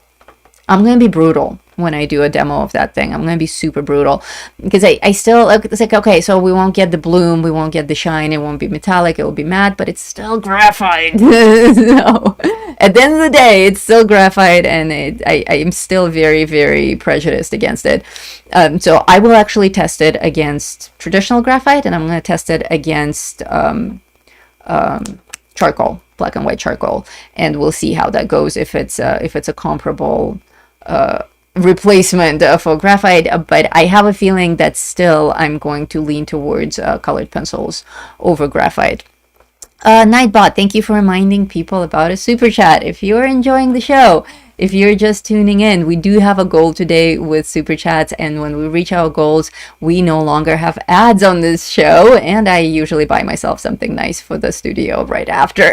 Last time I bought the big Strathmore Artisan paper and a whole other box of Artix pencils, the 120 set. So all of your super chats go to a good use, and then you don't get to see ads again on the next show, so everyone wins. And you get more content, because now I have more art supplies to play with. Oh, and we also have a poll happening here in our... Did we have a poll? I thought we had a poll happening. Did it end? What happened to my poll? My poll totally disappeared. Do you guys see a poll? It ended my poll. What happened? YouTube is not doing well today at all. Wow, yeah, it totally just freaking killed my poll for like no reason. Well, I did have a poll, so since I can't use my hands for typing right now, I am going to just ask you guys to put your questions. We had, yeah, I don't know where it went. I think it shouldn't have. It was supposed to run for 24 hours, and I just started it before the show. So YouTube is on crack today. I'm so sorry about that. We definitely won more than 39 votes in the poll. 39 votes happened in like the first 5 minutes of the show. But the question was, what do you find most difficult about drawing eyes? The poll was gone, but looks fixed now. You can see it again? Really? Maybe I just need to refresh. Let me try. It looks, because I also didn't see like results for, oh, it is there. Okay, if you don't see the poll, refresh. Thank you, whoever is helping me troubleshoot. Our question in the poll is, this is all happening in the live chat for those of you who are just lurking. The poll is asking, what do you struggle with the most when drawing eyes? And the options are knowing where to start, keeping accurate proportions, shading and realism, and accurate likeness. And so far, the first three are tied at 21%. Knowing where to start, keeping accurate proportions, and shading and realism. And in the lead, in a big lead with 38%, we have accurate likeness. So drawing what you see, and how that happens, how you lose that likeness that you're trying to capture from your reference image, is not really following the geometry correctly. It really comes down to that, and the mood as well, the shading. So understanding that geometry, again, if you're just tuning in, make sure to watch the demo at the beginning of the show where I compare drawing eyes to drawing houses, and so that you understand what it is that we are learning when we learn geometry. So when you download this free image that I'm gifting everyone, and you look at all the geometry there, this is where the iris goes, this is where the pupil goes, this is where the eyelids go, this is how you construct an eye and add shading. You don't actually need to draw every single one of those marks. You don't need to measure anything with a ruler. You don't need to mark anything with a ruler. You just need to look at enough of these eyes and doodle enough of these eyes to get a feel for it. A lot of students make the mistake of trying to learn theory before learning practice. And theory and practice need to go hand in hand, but practice needs to outweigh theory by a lot. You really need like 80% practice and 20% theory. Whereas everyone who's just going through courses on their own or trying to learn by watching YouTube, you're just getting 90% theory, and I bet you don't practice every day. Raise your hand if you actually practice every day and you're not my artisan. As an artisan, you don't have a choice. Like once you start interacting, it's impossible to resist. So everyone gets sucked in and everyone starts practicing. But if you're not my artisan, if you're not my private student, you are actually learning on your own through YouTube tutorials or courses that you bought and are trying to go through on your own. Do you actually sit down and practice at least 20 minutes a day? I'm willing to bet that there's not a single person in the show right now who fits that description. I do, but I'm an independent artist. Okay, that's your profession. You're an independent artist, so you kind of have to. Like with me, like it or not, I have to draw every day. That's my job. But people who are learning on their own, statistically never do this. They just get literally 90% of theory, but they don't put it into practice. And there's this fake sense of accomplishment that happens. Like you watched 6 tutorials today on how to draw eyes, and you're like, well, I understood it, therefore I leveled up my eye drawing skill. But actually, you didn't move an inch. You just watched the show and you understood it. Learning doesn't happen that way. This is a hands-on skill. You have to put your hands on it. You have to put your hands on those pencils and you have to practice. You can't say, well, I don't think I can do this. Oh, I had a really funny comment on one of my shorts this morning. It was about, I made a short about, fill your sketchbooks, just draw anything that you see, grab that glass and sketch it, just sketch every day. And somebody commented on it saying, all my sketchbooks are empty. I don't draw because I'm bad at drawing. And I thought that was an incredibly useful, but also incredibly wrong comment. Susan, thank you so much. This is great, Lisa. Thank you. Thank you for the super chat, Susan. And that is incredibly backwards, but a very common way of thinking. So I responded to the person and I said, no, your drawing is bad precisely because you don't draw every day. You can't sit on your hands, watch YouTube tutorials, and expect yourself to just be good at drawing. People don't draw because they're good at it. We draw so that we become good at it. And once we become good at it, we continue to draw so we become better at it. But none of these skills can be taught through theory. It's practice. It's like dancing or singing. You can't, like, I listen to multiple albums every day. I have music playing in the background all the time. So I go through several live shows or albums or playstations a day. But if I open my mouth, I'm not just going to suddenly be able to sing or play a musical instrument. It's absurd. It's the same exact thing. Just because you watch CSI and you watch crime shows doesn't mean that if an actual crime was committed, you'd be able to solve it, because you're not actually doing it. You're just watching a show. If you watch a lot of dance shows, you watch TikTok all day, people dancing, you watch, America's Got Talent or something. I watch America's Got Talent. I watch it a lot. But if I'm going to go up on stage and have someone throw knives at me, I'm going to pee myself. I'm not just going to suddenly acquire those skills because I watch and I understand. It's the same exact thing with drawing. So I don't draw because I'm not good at it is the most hurtful thing that you can do to yourself. No, you don't draw well yet, but you will if you practice. Do you have to push through the ugly stage? Absolutely. So the best way to deal with it is to do it by having fun. And there are many ways of cutting those corners and making ugly doodles and learning how to do something while still having fun. And one of those ways is joining a community. So if you're not yet my artisan, scan the QR code above my head or grab the link in the description. Come try it out for a month. You've got nothing to lose. The worst that will happen is you'll have a good time. You'll do 2 exclusive lessons with me that are only for artisans. You'll have me to pick my brain all day long, and you'll have access to my entire library of content. And you will try out a different way of learning where you actually practice every day. Even if you don't have time to sit down and doodle something, you will be involved in a discussion about something. On this eye, I actually brought in my white gel pen that I mentioned earlier. Because this eye needs to be more glistening than the others, she's actually crying. So we need those reflections to be a little bit brighter. Is it possible to do this without a white gel pen? Absolutely. You can plan this whole thing ahead of time and leave the little white highlights in the places that are designated for them. But this is so much easier and so much smoother because the shading underneath is already completed.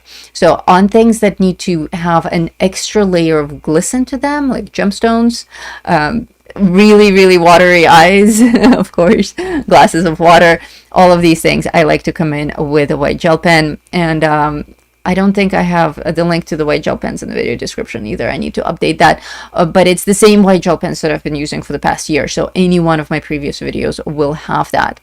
I have taken to calling the ugly phase the awkward phase. I like that, the awkward phase. This is one of the hardest things for me, pushing through the ugly stage. Yes, it is true. It is so for all of us. Like I'm not free of these things either. So many times I sit down to draw something for you guys and I just end up throwing it in the trash. And most of the time it's in my head, because then I'll dig it up from the trash the next day and I'm like, oh crap, I did it again. It actually looked really good. I should have just pressed through. Or I will look through the recording and I'm like, oh damn, why did I throw that away? So sometimes it's therapeutic though. I swing both ways in that regard. I preach don't get attached and tear up your drawings if they don't look good, but I also preach don't be too hard on yourself. Don't throw away everything. Like you have to push through. It's a matter of knowing when to push through and when to toss something. And somebody brought that up as a question, I think, in the community just a few days ago.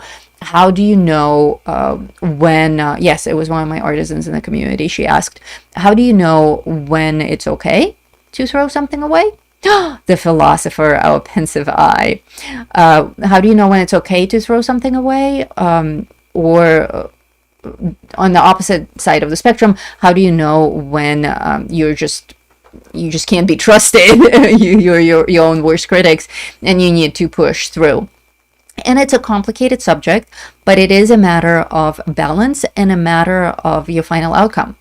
If you are just doodling for the sake of doodling, just to loosen up your hand, then it doesn't matter. All of those doodles can go in a folder where you save your doodles, or they can go straight in the trash if you don't like hoarding things. It doesn't matter. But if you're actually working on a project, let's say it's a freehand drawing project and you're working on a portrait, and halfway through you realize that your proportions are so horribly off, it doesn't even look remotely like your reference image, that you skipped some steps, you didn't analyze your sketch well enough. Like at this point, there's nothing you can do to actually fix the structure of the face to get to your desired outcome. Tear it up, start a new one. You learned a lesson. Or take a photo of it before you tear it up. Because I get a lot of flack for that as well. They're like, no, you need to keep everything. You really don't. We have cameras now. There's no reason to keep stacks and stacks of papers. Chances are you're never going to look at them. Certainly it's fun to find old sketches like years later. It's very fun. But is it worth keeping that much clutter in your house? It's entirely up to you. You know, most of us are hoarders already, so it doesn't actually hurt. But just snap a photo. And then that's it. You have that record. Snap a photo, throw it away. Thank you, Grim Magazine. Thank you for the super chat. We are, how far are we now? Super chats now. Let me check how we're doing here. Super chats. That's not gonna work. That's actually gonna pull it up on the screen. I think we are almost there. It's Angelica! Grim Magazine, it's Angelica. Hello, Angelica. Thank you for letting me know who you are. And thank you so much for the super chat. Sadly, I have to go. It's late in Romania, and I will look you up. Thank you so much for coming to the show. Yes, absolutely. Watch. Thank you for joining from Romania. I know it's very late there. Thank you so much for joining. Do look me up. Join the academy. Start with a steady hand masterclass. It's free for all. And when you're ready, jump in as an artisan. Hang out for a month. See if you like it. So thank you.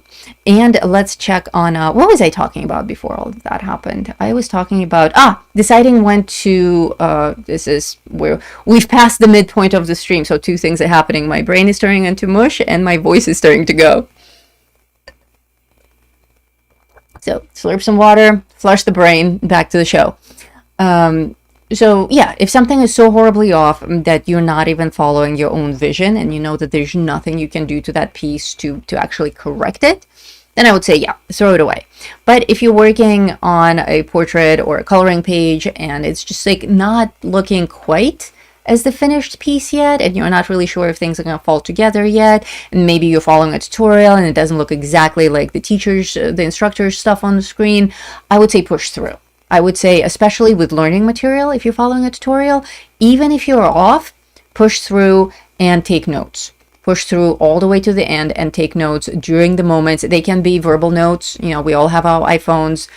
Those are recording devices, you guys. You can record voice memos on your phone, or you can scribble on the margins of your page as well. All of those are excellent ways of taking notes.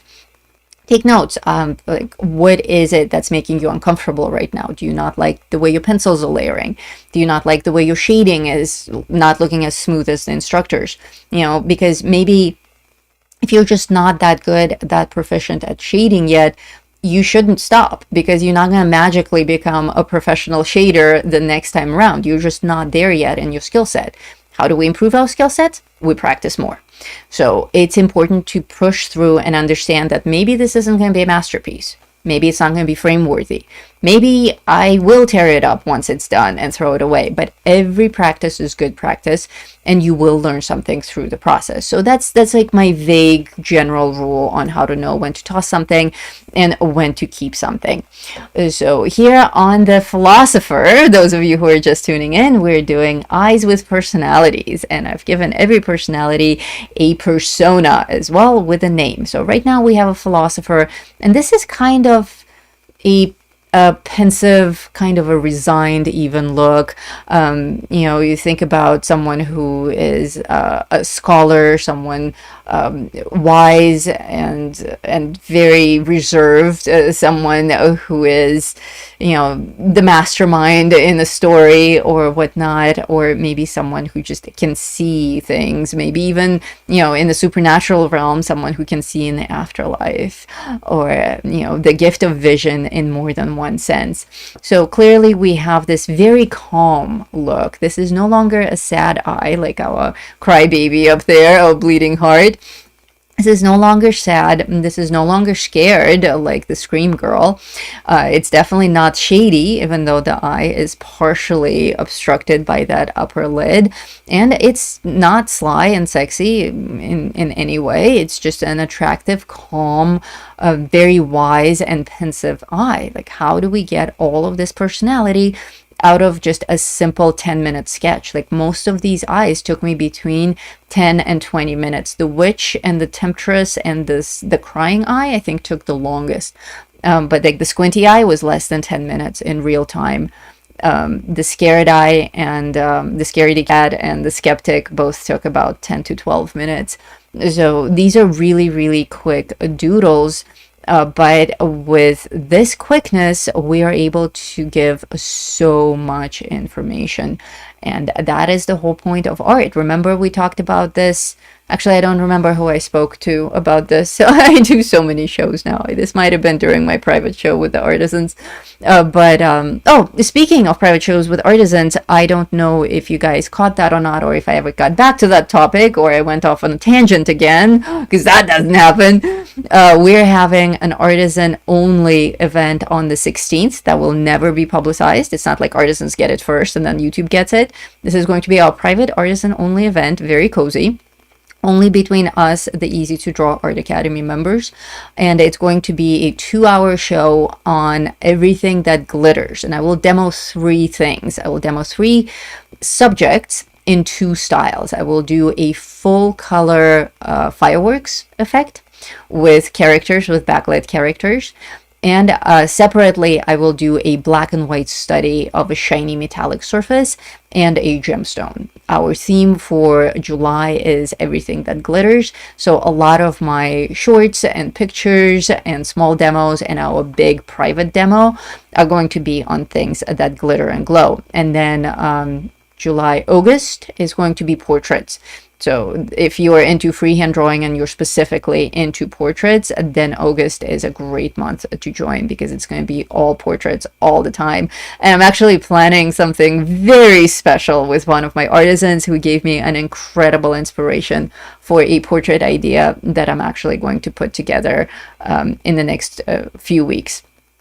So back to our, what is he? This is our philosopher. What sells this illusion of this look, of this neutral look? I think mostly it's the shape of the eyelids. They're very relaxed. They're relaxed in a way where they're covering a little bit of the eyeball, but like it just cascaded down there. It's relaxed because the person doesn't need to keep his eyes wide open. He's not scared. He's not in awe. It's relaxed, almost like a stoner eye, like that kind of a relax. He might be a philosopher, or he might just be a stoner. So it goes both ways. Now I see it. We've all seen that look. Daydreaming, yes, could be daydreaming, like kind of looking past this world. That's why I also thought like somebody who sees dead people. Definitely stoner, someone says, right? Like that kind of a look. Like you feel like you're super philosophical, but you're actually just really high. It could be that. We're all philosophers when we're stoned, right? Not that we do anything on this show, but we all went to college, right? Things happened. Things were experimented with. So that kind of, I'm a little stoner, too funny. So that kind of like slightly out of focus eye, right? It's kind of looking off into nothing, which can mean either wisdom or I don't even know where I am or how I got here. But it's the same exact look. So it's funny how they're like 2 sides of the extreme, but it's the same exact look. And it's that kind of relaxed eyelid. Why do stoners look like stoners? Because they don't have the muscle control to lift their eyelids or their eyebrows, so the eyelids just kind of fall halfway onto the eye. And in cartoon drawing, we have to know all of these stereotypes. That's another fun thing for my artisans. If you guys want to learn more like caricature cartoon style stuff, we can do that. Dazed and confused, indeed. So both eyelids are completely relaxed, but the eye is still open. The pupil is large. The larger and the darker it is, the more philosophical you're feeling.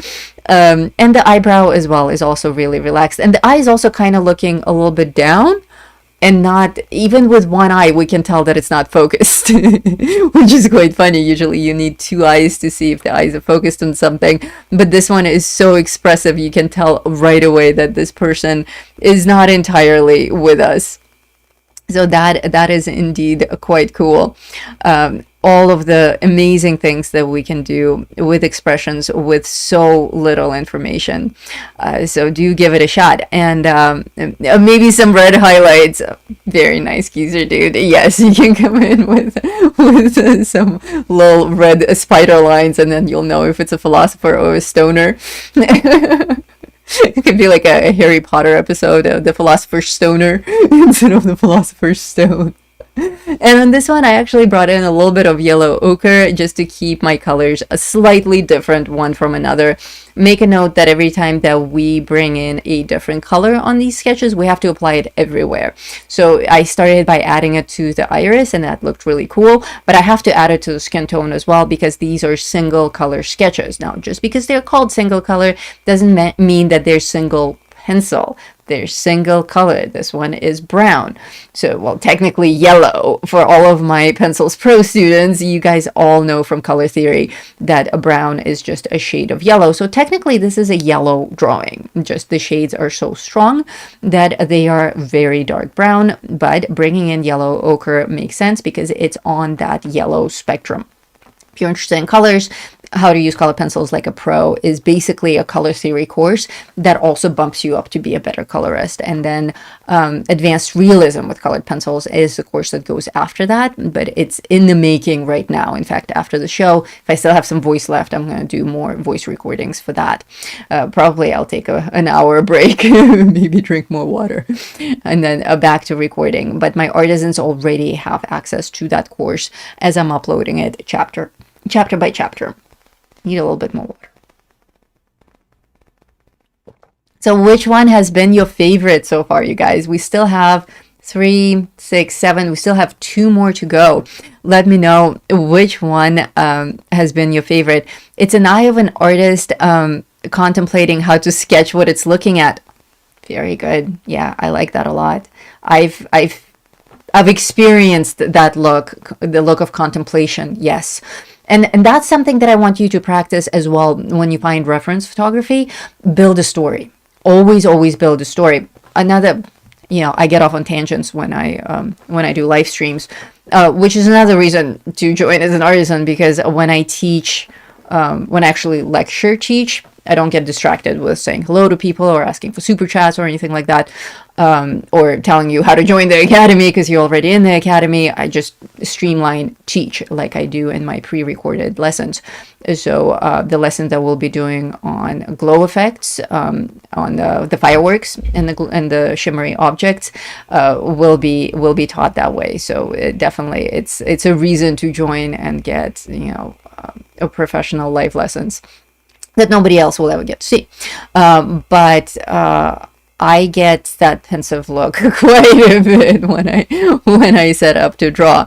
But the tangent that I lost earlier, that will never happen on a private show, because I won't be distracted by keeping an eye on a live chat, was about giving art a story.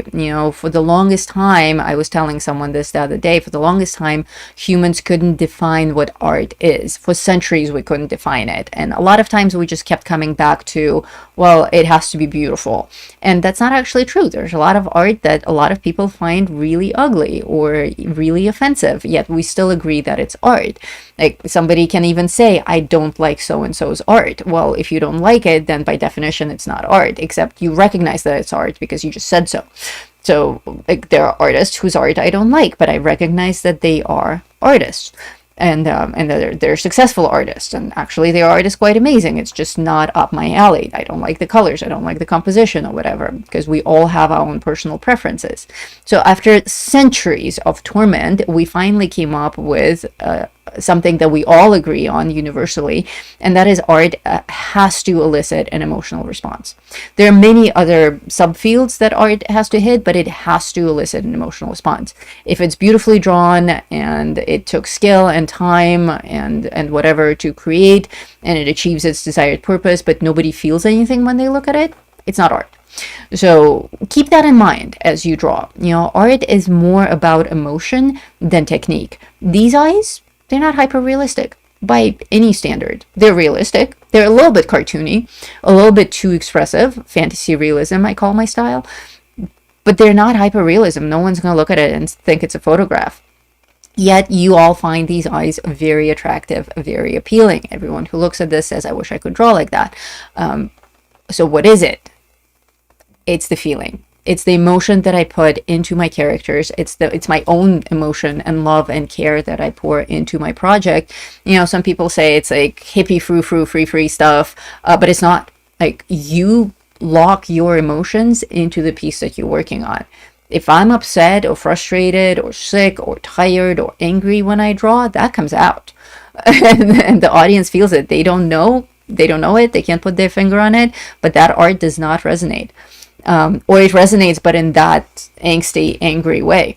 Most of the time when I draw, I'm actually in a flow state. I'm in a Zen state. I have my music on. I have, my dogs with me. Everything's wonderful. I'm committed to creating this art piece. And as soon as I start drawing, I get into that character. I get into their mood, into their personality. All of that shines through.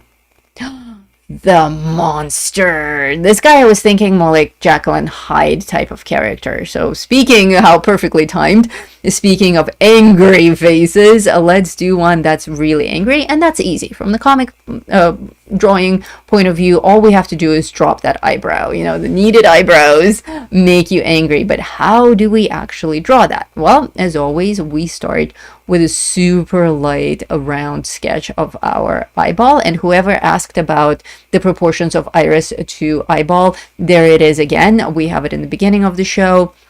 We had it on every single one of the eyes that we've drawn up to this point. And yet again, I draw it this way. It's always more or less the same, but again, don't sweat the details. Definitely don't get your rulers out. Just get a feel for it. If it's off by a little bit, it's simply artistic. Art also needs to be fluid and imperfect as we are. Art is the representation of the person who's making it. And, humans aren't fun because we're flawless. If everyone was flawless and like a machine, a drone, then there wouldn't be humanity.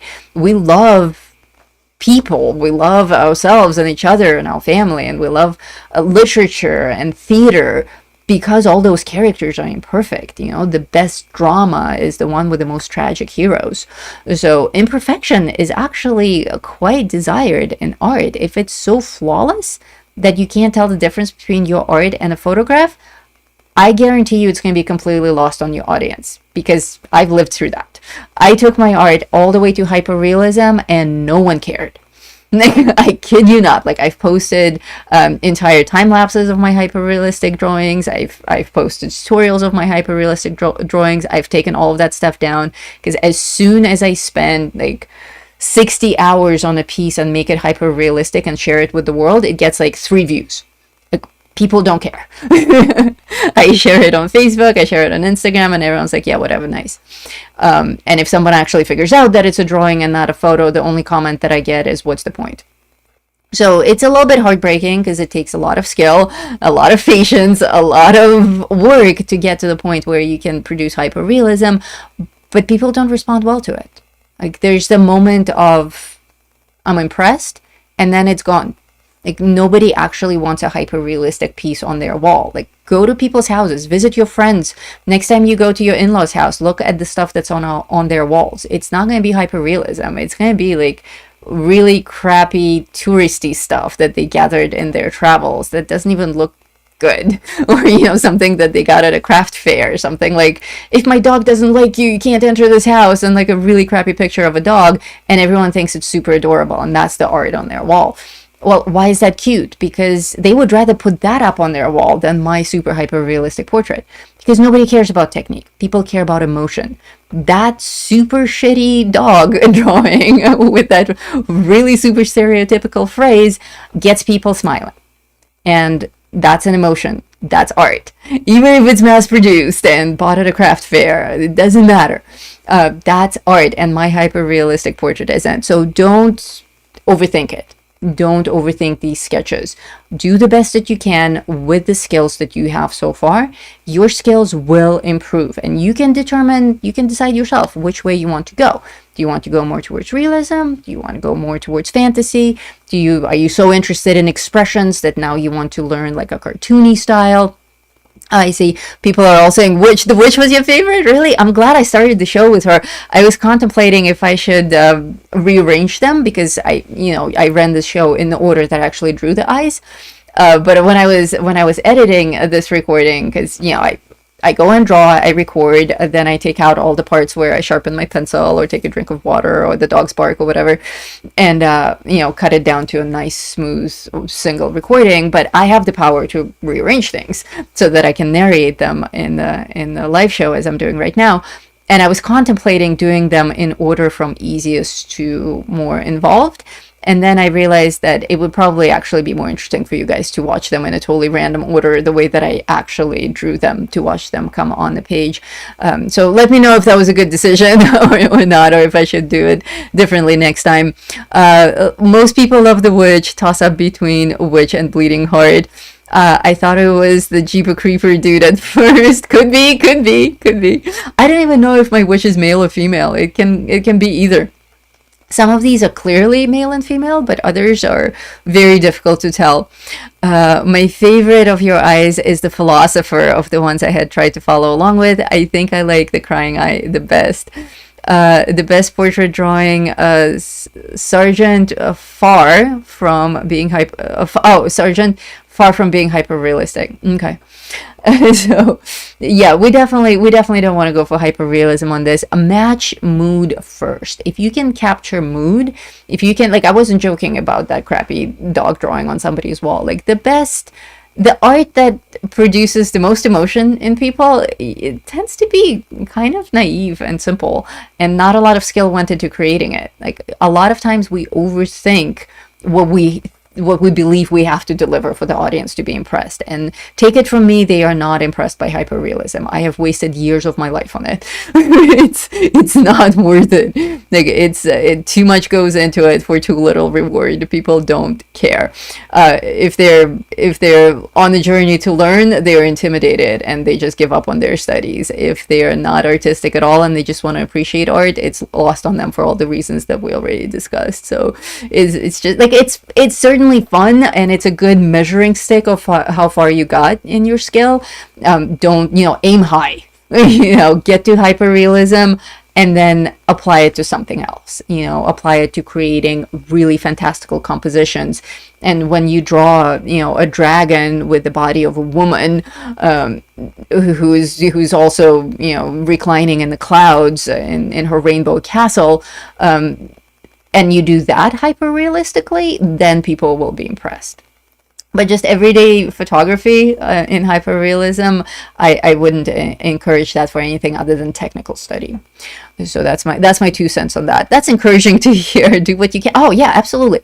Do what you can. That's what my teaching is all about. We are all at completely different stages in our journey, and you have to go through all of those stages to get somewhere. I like to post a little live, short recordings with my phone, with like selfie recordings from my gym. Like I said, I recently took up rock climbing, so I go to a rock climbing gym, and it's a new thing that I'm learning, and I find so many parallels between learning how to climb and you guys learning how to draw. I learned how to draw so long ago that I don't remember that journey anymore. So I'm always teaching you from the point of view of I have to reconstruct how I got to a certain effect to deliver it to you as a student, as a beginner. But I haven't been a beginner in 4 decades. It's a really long time. So for me, it's just like I can draw. It's just part of who I am. Just like I can walk and I can talk. I can train a dog. I can draw. But starting something entirely new for me has been very eye-opening, and a lot of things came back to me. A lot of memories came back to me about learning to draw from scratch. And learning how to climb is a lot more involved than I realized. I thought it was just a matter of learning how to do pull-ups and then, learning which color rocks to climb on, and there you go. You practice it enough, you become a better rock climber. Not so. There's a whole science to it. There are all sorts of different muscles that I have to train separately. I have to train my fingers. I have to do finger pull-ups at various strengths and angles.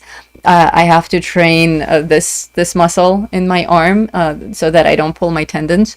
I have to learn footwork, a lot of footwork, and I have to learn how to pace myself. I can only go to the gym 3 days a week with the intensity of the workouts that I do, because I have to actually come home and let my body recover. Otherwise, I get seriously injured, and that's true for everyone who's learning this new skill.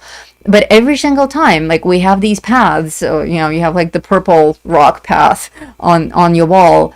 And like, you think it's simple. You watch your instructor do it, and then you try to do it, and you literally, like, you can't reach by like a millimeter that particular hold on the wall, and it's infuriating. You're like, why can't I do this? So you have to push through. And sometimes it's as simple as, I just need to step back from this wall and I need to try this other exercise for the next couple of weeks. When I come back to this, all of a sudden it just works by magic. But having a program definitely works. Like, I actually started by doing a full month with an instructor. Otherwise, I would be completely lost. I do watch YouTube tutorials every day. Every morning I wake up and I watch YouTube tutorials on what to plan for my next session. But I'm only able to keep my own regiment of climbing because I went through a full month of training with an instructor one-on-one, so that he armed me with this stuff, and he actually always hangs out at the gym now, so every time that I need help I can just call him over and be like, yo, what do you think about this? Like, am I doing it completely wrong or not? And that's insanely helpful. But every single time, again, those of you who are already artisans know that I love my selfie recordings at the gym. I'm like, you guys, I just conquered something. Here's what it made me think of. You know, practicing any new skill can be very discouraging, and at the gym for me it's the same thing. Like, I watch people who look so much more professional than me, and like, it's easy to be like, oh crap, like, I'm not that good, I can't do that move yet. So what? At some point they were exactly where I am right now. At some point they didn't know how to climb at all. At some point they couldn't do a pull-up. You know, at some point they didn't have the endurance to keep going for a whole hour. It doesn't matter where they are at. It matters where you are at. But to get from where you are to where they are, you have to practice. I can't miss my days at the gym. 3 days a week, love it or hate it, rain or shine, headache or no headache. 3 days a week I have to show up and I have to practice. And the rest of the time I have to rest. Otherwise, I will not make the progress that I want to make within a year. That's my goal. I have a very clear outline of what I want to reach, where I want to get to in a year, and I'm working really hard to get there. You guys are all in the same exact boat. Somebody said, somebody wrote me a comment on one of those videos in the community saying that climbing walls is a lot more difficult than drawing, and I disagree. It's not. All these skills are on the same level of difficulty if you're completely new to them. You know, it's difficult for me to climb right now because I don't have the muscle tone for it. Like, I have good muscle tone. I'm in really good shape. I've been going to the gym for years. Like, I already know how to do pull-ups. None of that matters. What is your end goal for climbing? By the end of this year, I wish to go to Red Rock, which is at the end of the street by my gym, Red Rock in Nevada. And I want to do a very specific boulder climb that I've already visited and explored, but I don't quite have the finger strength to do that particular boulder climb. I'm more interested in bouldering than roping, because it's more like problem solving for me, but I need to actually keep working at very specific muscle control to get to that goal. And I will of course film it for you guys when it happens. You heard it here first on this show. It's Red Rock, very specific boulder. I'll drive out there one of these days and film it for you guys and show you what my goal is. Hello Lisa. Hello, welcome. So anyway, the point of this very long and convoluted story about climbing is that all new skills are equally difficult for the person who is practicing them. For me, climbing that wall is as difficult as it is for someone who's just starting to freehand draw. Because even, you know, we're talking about muscle control. It takes a lot of tiny muscle control to sketch like this. So that's another reason to practice every day, because it's not, you think it's all in your head. You think it's all about talent, or, you know, oh, I didn't draw this eye perfectly, so therefore I don't have the skill to draw yet. No, it's just that you don't have the regiment to draw it yet. You don't have the habit to draw it yet. Drawing is about habit more than about skill. I can draw this eye with my eyes closed, for the lack of a better word, because I've done it so many times. I've literally drawn millions and billions and trillions of eyes at this point in my life, so I don't even need a reference image to draw this. It's just second nature. It's going to be second nature for me to climb that boulder at Red Rock. But I can't skip steps. I can't just go from where I am right now, barely doing a V3 in my gym, and going to climb that boulder. I can't. I'm gonna fall off. I'm gonna fall off, and there's no way that I can make it work. I have to take the full journey. I have to practice every day that I'm designated to practice, and it's as simple as that. My monster eye has simply degenerated into a mess of fur. That's actually really good. Let me play back this this eye, since we were talking about other stuff. Let's play back this eye and see how it degenerated into a mass of fur. The eyebrow is indeed very hairy, and what we want to pay attention on this monster eye, you know, since we talked about climbing and not drawing this entire time, we'll go back to it. So what we have here, you know, we started with, well, let's take it even further back. We started with our general outline of the eyeball and the iris, and of course I'm keeping a tiny pupil because I want him to look sinister. Then let me speed through this a little bit. Then I added my outline of the eye itself. And the most important thing on this is to add that eyebrow, that really, really angry eyebrow. The lower, the better. And also, like, keep in mind, if you're trying to keep up with me during this live show, that's probably a little bit too fast paced. It's probably better to watch this once through and then come back and be able to actually pause and play. Because also remember, like, I edited this. Some of this, like all the times where I have to take my pencil away and sharpen it, all that is edited out. Some parts of the shading I speed up a little bit so that I can fit it into the show so that it's smooth and fast-paced for you guys. But in reality, each one of these should take you about 25 minutes with like looking at the screen and looking at your page and looking at the screen and your page. You have a lot to take in right now. You're taking in theory, you're taking in what you're seeing on the screen, you're looking back and forth, you're trying to keep up. I'm talking about a million different things that are super distracting. So it's too much to try to keep up with it on the live show. It's good that you're doing it. Definitely don't want you to stop, but also do it again the second time around. And look, once I establish those basic shadows, the rest of it is in fact making it super furry.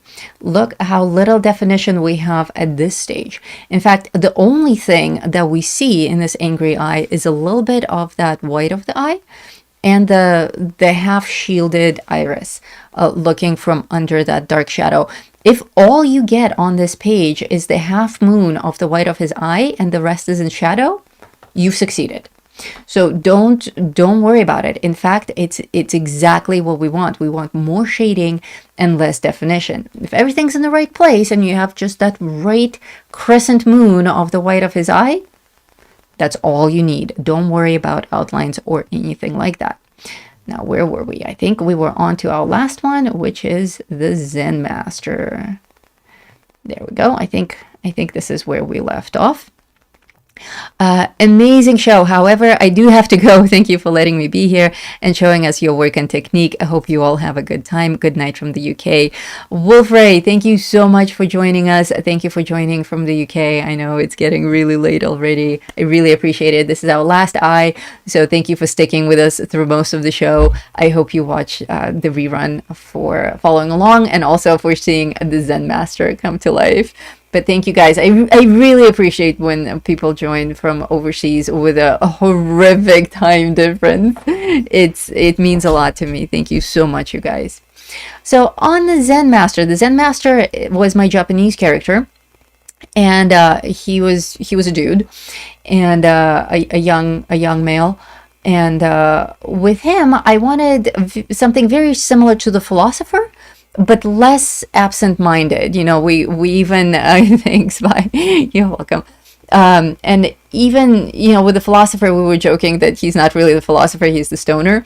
With this guy, there's no such mistake. His eye is sharp. You know, he is the Zen master, so his look isn't going to be very aggressive.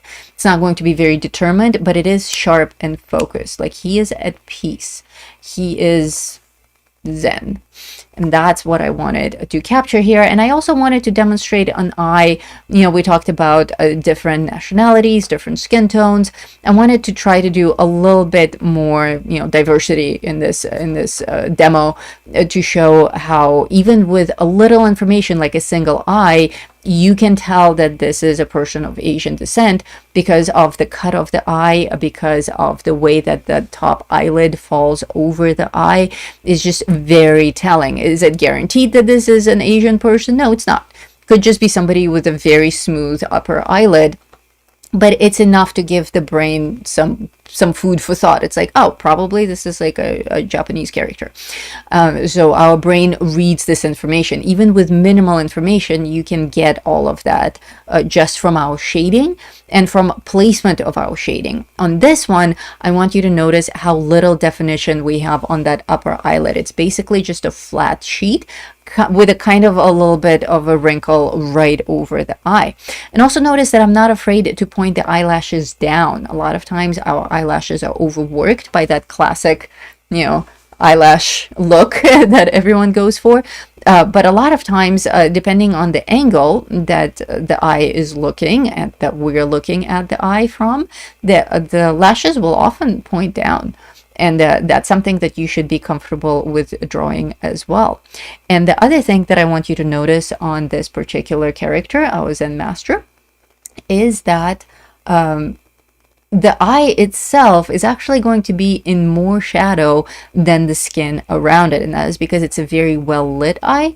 And also because there isn't that much overhang on the eyebrow. Our angry guy, the monster, his brow is so furry. Like he's almost like part animal in my book. Like I was thinking of Jekyll and Hyde when I drew that. So like almost part creature, so very hairy, very strongly defined bone structure, like low overhanging actual brow of the skull structure, very different. So there's a lot of shadow that's being cast on the eye, but not here. The face is young. The face is smooth, and the lighting is very neutral, so we don't have that ginormous shadow, but we do have a little bit of the shadow from the eyelid itself and from the eyelashes, making that eye a little bit not pure white. Angry Wolverine, yes, Wolverine was another one that I was thinking when I was drawing that. Alrighty, let me check on something here very quickly. You don't.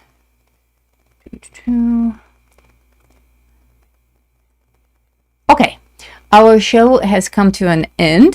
Thank you everyone so much for being here.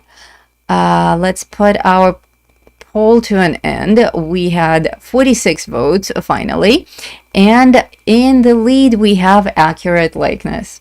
Accurate likeness followed by shading and realism, followed by knowing where to start, and finally keeping accurate proportions. Well, that order is quite right, friends. That is quite right. If you don't get your accurate proportions right, you can't know where to start. If you don't know where to start and you don't have the proportions, you can't know how to shade for realism. And if all of those things are off, well, then you're not going to achieve your likeness. So I hope this show has been helpful to you. I hope you enjoyed all of my characters. I will, this show will remain here as a rerun. I may re-record this again and put it up for the Academy as a mini course. I haven't decided yet, but there will be more work on eyes in the days and weeks to come for sure. Remember to become an artisan if you haven't already. Remember that if you are an artisan, we have a private show coming up on the 16th, so definitely join before the 16th. At the very least, join the show. Like, it's gonna pay for itself. And have fun. Remember to grab this free download. And there's another one also in the video description for you. And go draw some eyes. And whether you are my artisan or not, if you are on a journey of learning to draw, if you're able to keep disciplined by yourself without my help and daily entertainment, then at the very least do yourself a favor and practice every day. That's going to be my final thought of the day. Make sure to practice every day and don't sweat the details. It's not about realism. It's about putting in those hours. Try to capture emotion over likeness, and likeness will follow. And on that note, I'm going to say goodbye and farewell. I love you guys. Thank you for joining. I'm going right over to the Academy to see my artisans and talk to them in private about all the private stuff that we talk about. And the rest of you, peace out. Have a great day.